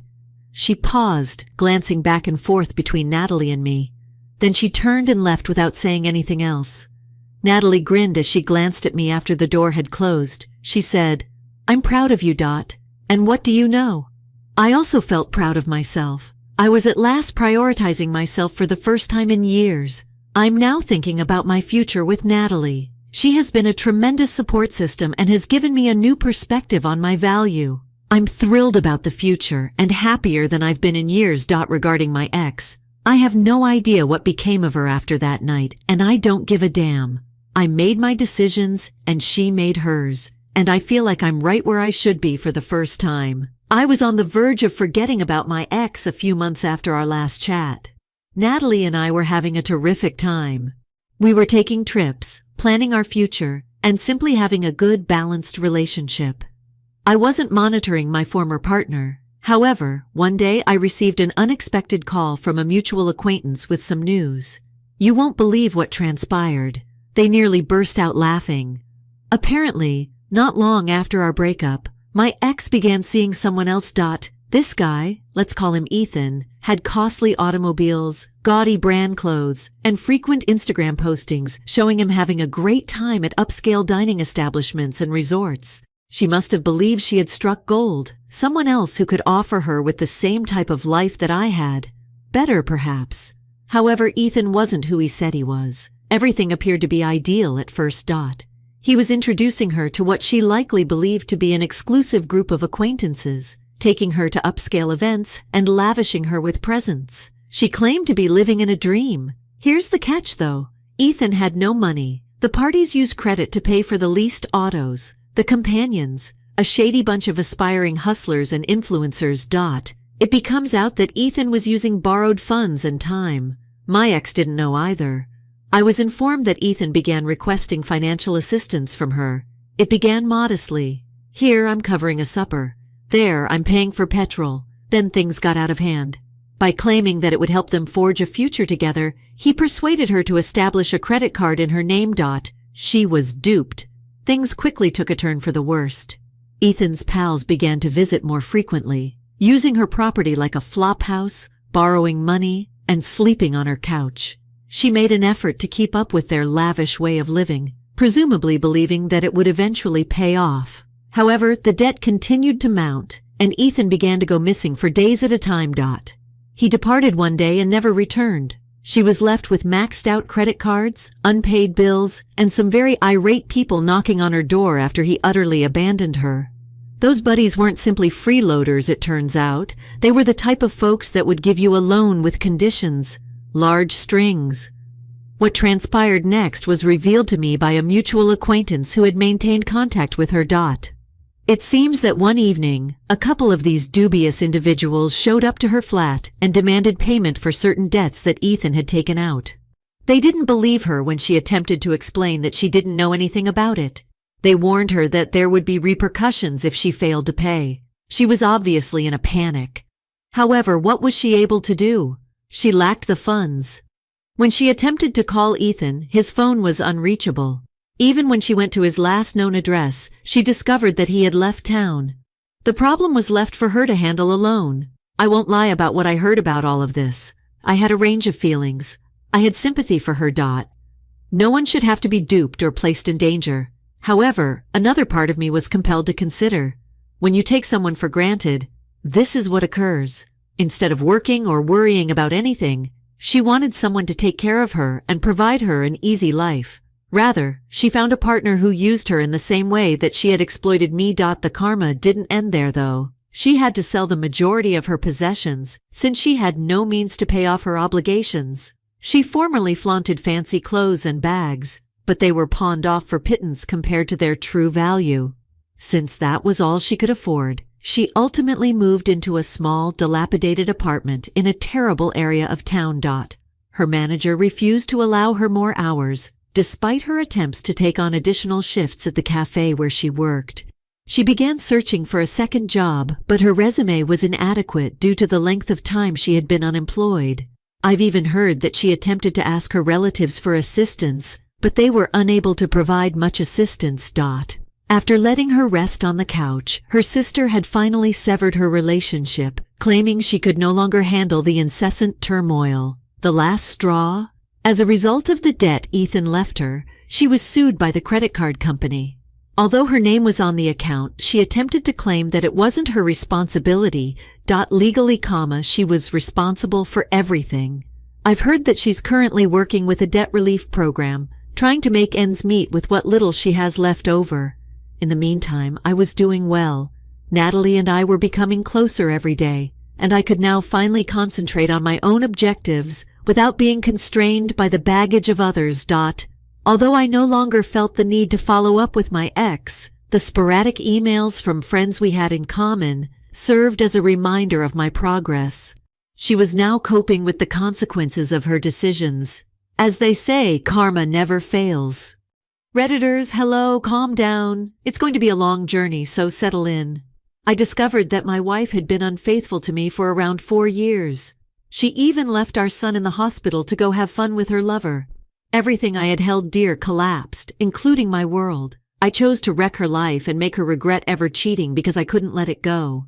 My wife Nina is 32F and I am 33. It's been a long time, 12 years since we were married. Neo, who is 6M, and Star, who is 12F, are our 2 children. When I was 20 and my wife was 19, we met at her cousin's wedding. At first sight, it was love.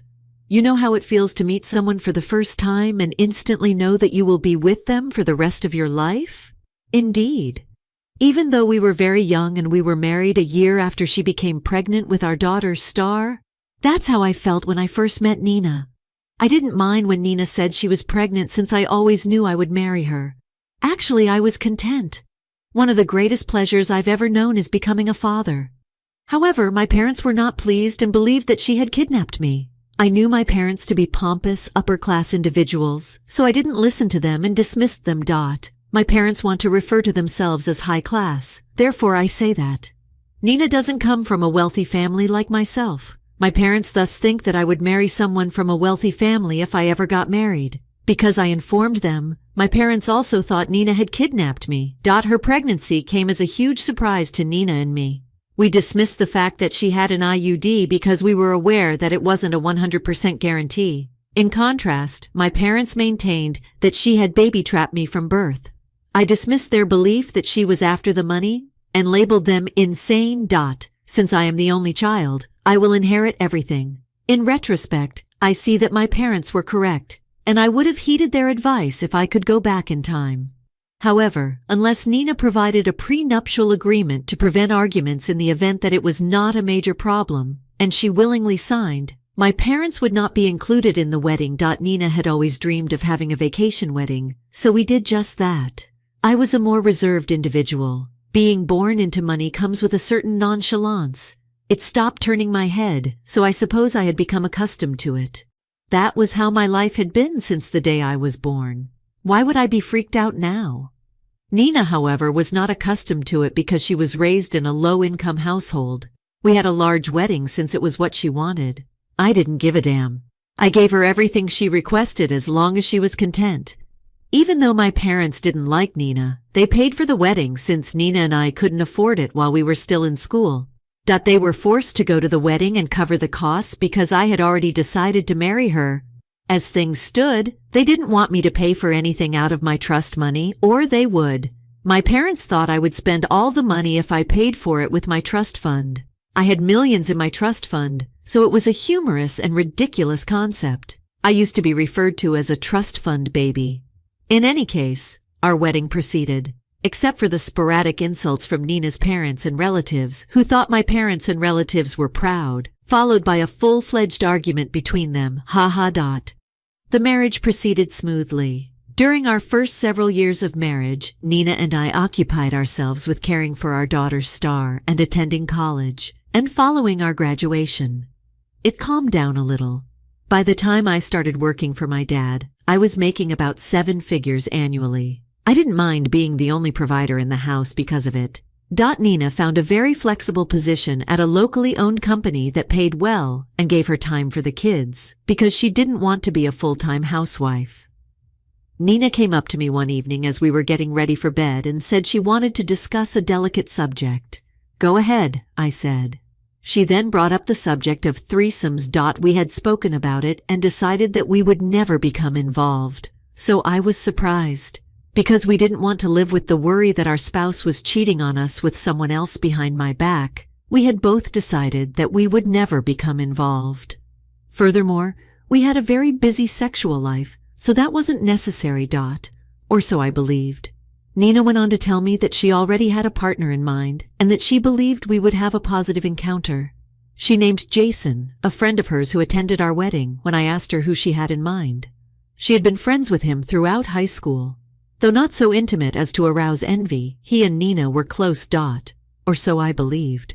He was bisexual, she informed me, and she believed he would be open to it. I reminded her of our agreement and told her that I didn't want to become involved since I thought it would be bad for our marriage. She seemed really upset over my rejection, but I didn't give it much thought. She agreed and assured me that she wouldn't pressure me, adding that she had only wanted to attempt bringing up the subject with me. She assured me that she could speak with him if I changed my mind. The talk concluded when I informed her that I didn't believe I would ever alter my mind. She replied it was okay too.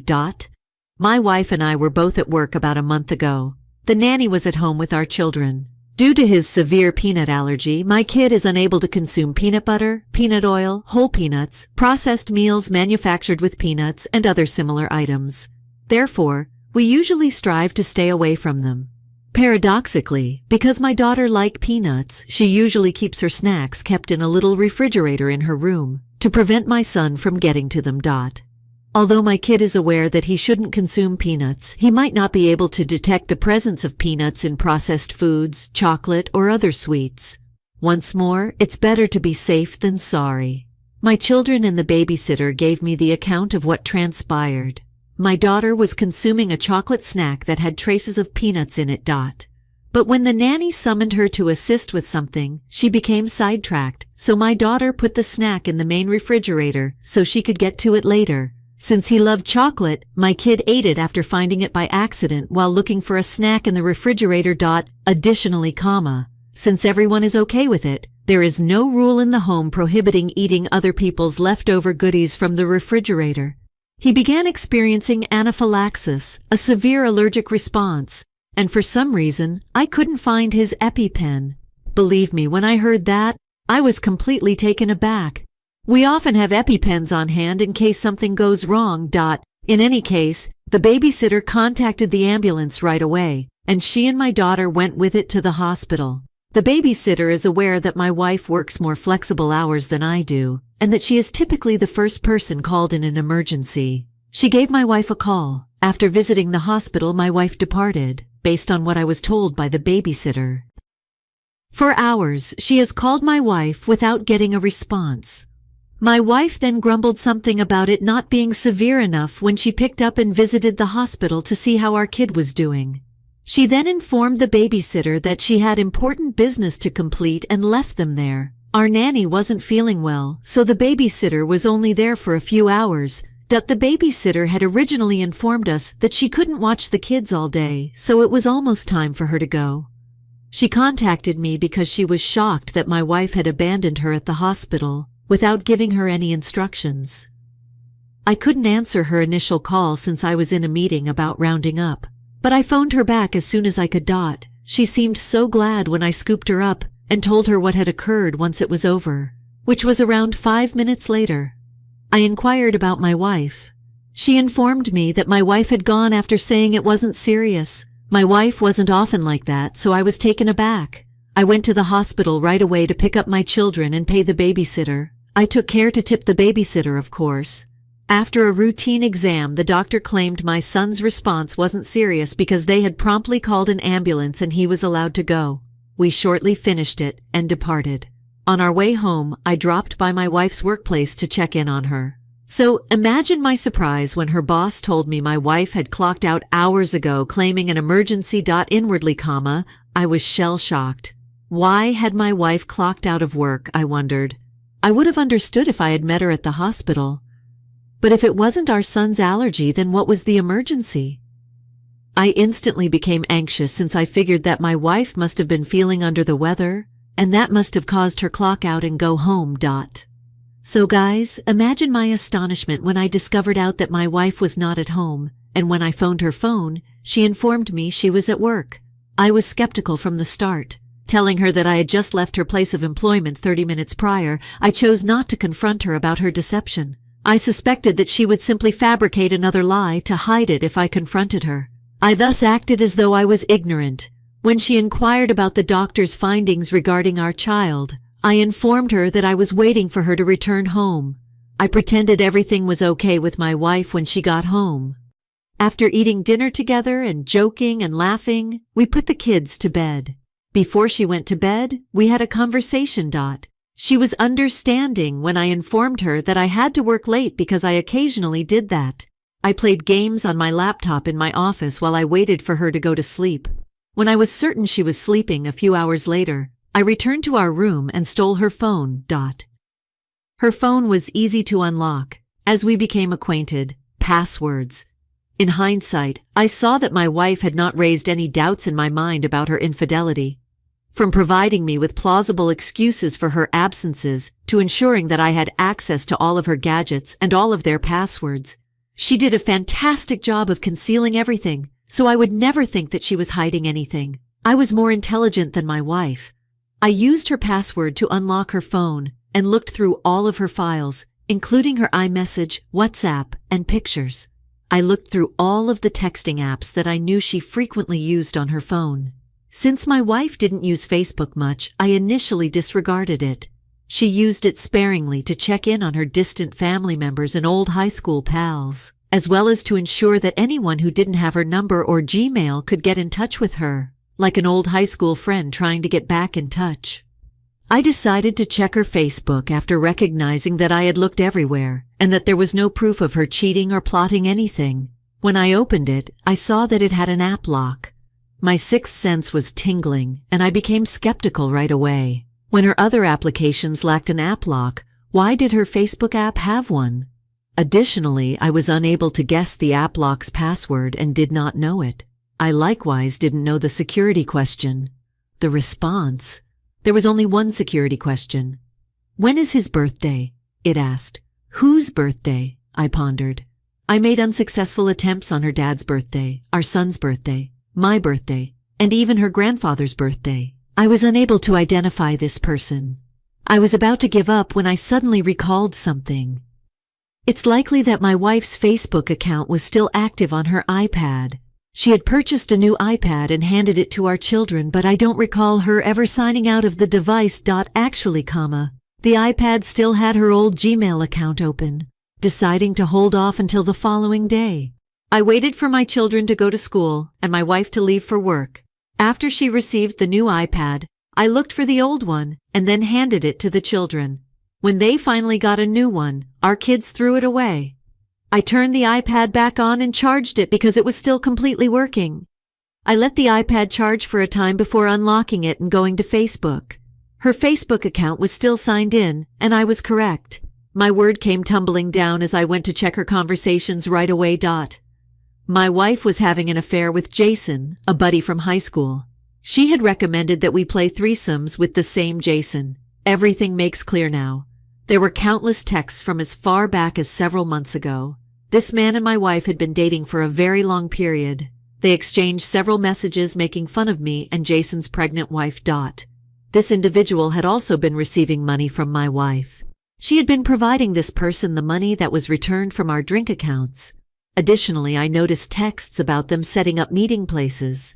When my wife told me she was going on a ladies' vacation, it was usually a ruse to go meet and hang out with this guy. The guy had even heard my wife admit that she had baby-trapped me and that the money was the only reason she had ever dated me.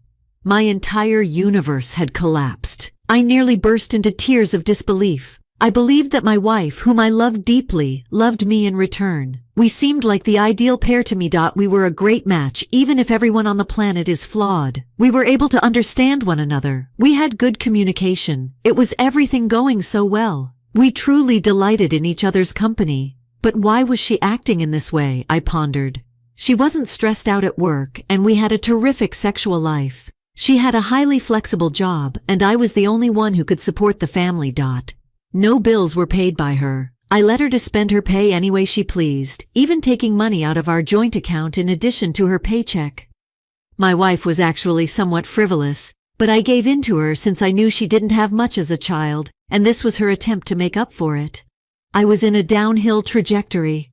Even though the messages continued to pain me, I persisted in reading them because I wanted to hear all she had to say. Something broke inside of me at one point, and I knew that I would make sure she felt bad about this, capturing as many texts as I could with screenshots. That's exactly what I did, sending them to my phone. In addition to waiting until they agreed to meet again, I made the decision to hold off for a few more weeks in order to collect more proof. Thus, I would unexpectedly arrive at their meeting spot. I pretended that nothing was wrong when my wife returned home in the evening. I acted as though I hadn't recently discovered that she had been unfaithful to me for a long time and had stolen my money. It makes sense why she recommended the threesomes. In order to be with Jason and not feel bad about it, she had sought a method to get him into our life. Acting as though I didn't want to vomit up, I showed her the text messages and asked her to explain herself. I also seemed to be delighted to see her. She had no idea and had no suspicions at all. The first step and the plan were underway. I established a consistent pattern by taking screenshots of their lewd chat on the iPad, sending them to my phone, and then wiping off any evidence of them from the device. After that, I had my lawyer create divorce documents which I would use to serve her. Not barely a week passed before they decided to get together once more. It was their decision to meet in a hotel that triggered the second part of my strategy. I had already excused myself from work for a few weeks by informing my dad that I had a family emergency. I knew my father would laugh in my face and read me the "I was right" act, so I hadn't informed him what had happened explicitly. He kept saying it over and again, and I knew he would always bring it up later. However, I kept the weeks I had taken off from work a secret from Nina. I pretended to have a cold in the morning and assured her that I would stay at home, relax, and work from home once I recovered. The children had also left for school. I remained at home and used the iPad to record their chat and take screenshots, right up until Nina booked the hotel room and got there before him. Without even asking at the front desk, he would go up to meet her when she gave him the number of the hotel room she was in. I kept the iPad in my office and grabbed further screenshots of the exchange. After that, I went to my printer and made several photocopies and printed off a large number of the screenshots on actual paper. I held some in my hands and stored others in a large brown package. After driving to the hotel, I made my way to my room. I knew the room number from their Facebook chat, so I didn't even need to ask them at the front desk. After arriving in the room, I knocked on the door. I informed Jason that it was room service when he called from inside and asked who it was. I informed him that room service was free when he claimed not to have requested it. He approached the door to answer, so I assume he concluded there was no risk in doing so. It was worth filming the look of amazement on his face. He wore only a towel and had no shirt on. His jaw popped open almost comically when he saw me. I gently pulled him aside so my wife could see it was me after hearing her ask him what was happening. She was only using the duvet to cover herself while she slept on the bed. She was visibly nude, and she nearly passed out when she saw me. The way she froze, one might have assumed I was Medusa. I threw the printouts of their chats I was holding at them and walked away after realizing I was about to lose it. My wife didn't even regain her wits enough to follow me because I fled in such a haste. I was almost out of the motel before she could accomplish it. I went to my car and sobbed for a good half hour. Nothing could ever really prepare you to witness this, even if I'd had a few days to be ready. Even though I believed I was over the betrayal and loss, the sight of it physically tore me apart. I felt inadequate and invalid. I made the internal decision to ruin my wife's and Jason's lives. Since my parents didn't live far from the kids' school, I contacted them as soon as I arrived home to ask whether they could watch the kids at such short notice. I told them everything that had happened, but because I wasn't ready to tell anyone just yet, I made them swear not to tell anyone. They understood and agreed to watch my kids. They recognized that I must be experiencing a lot of emotional turmoil at the moment. My father even hinted that he would only boast about his correctness once I had moved over my grief and hurt. I phoned the driver to come get the kids and packed enough clothing and other items to last them a few weeks. Since my children didn't ride the school bus, our driver picked them up each day. When the school closed, I handed the driver the bags and told him to pick up the children and drop them off at my parents' house. I knew it wasn't very cool since my kids would be incredibly puzzled. But I decided that I just needed to get through this week and that the following week I would go collect them and give them a brief explanation of everything. When Nina got home, she pulled out the waterworks, cried, and begged. She was pleading with me and assured me that we would overcome this together. I responded by telling her that she was hallucinating. I went upstairs and obtained the divorce papers before telling her that I wanted her out of the home. We could do this in 2 ways, I informed her as I set her down. 1, we could battle it out in court. Or 2, everything would be okay if she signed the divorce papers. I would make sure to expose her and Jason to everyone, including Jason's wife, his boss, and my wife's supervisor, if she went with the first option. If she chose the second choice, I wouldn't tell anyone, but I would make sure to notify every single member of each of our families. And I would just say that we had grown apart if someone asked me why we got divorced. She was taken aback. She stated that she wanted us to discuss it and that she had no desire for a divorce. However, I informed her that even if a miracle happened, that was not possible and that it was not going to happen. She must have sensed my seriousness since she instructed me to explain the second option's parameters to her. She was aware that if I notified anyone, she would face severe consequences. I grinned. The words were straightforward. If she were granted visiting privileges, it would be under supervision, and I would be granted child custody. Since she was not a criminal and posed no threat to the children, I was very certain that supervised visits would not stand up in court, but I was still prepared to give it a shot. If visits under supervision weren't valid.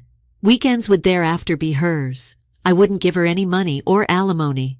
I wasn't too concerned about how properties would be divided because we already had a prenuptial agreement in place. For the first time in my life, I silently thanked my parents for their insistence on a prenuptial agreement. She was crying. She tried to persuade me that it was an error for the next 5 minutes. It wasn't her intention. She made every possible explanation, but I could see she wasn't buying it. She refused to sign the divorce papers when I asked her to. I then instructed her to get out of the home. I knew she would ultimately give in, so I didn't care if she refused to sign the divorce papers. It was always like that. When she realizes that I am resolute about the divorce, she will ultimately sign it, but I know she will think about it for a few days and attempt to persuade me. I've expelled her in the interim. I instructed her to go after giving her 5 minutes to gather her belongings. When she asked me what I would say to the children, I assured her that I knew what to say and that she shouldn't worry, since I wouldn't tell them about her infidelity. Yes, I am sobbing and using a bottle of wine to drown my sorrows when I am alone myself at home. To be honest, I'm at a loss on what to do. In order to find out whether anybody else had experienced something similar, I made the decision to visit Reddit. I feel like everything I've ever known has been a lie, like someone has torn away the rock beneath my feet. Sincerely, I have no idea where to go from here, but I'm doing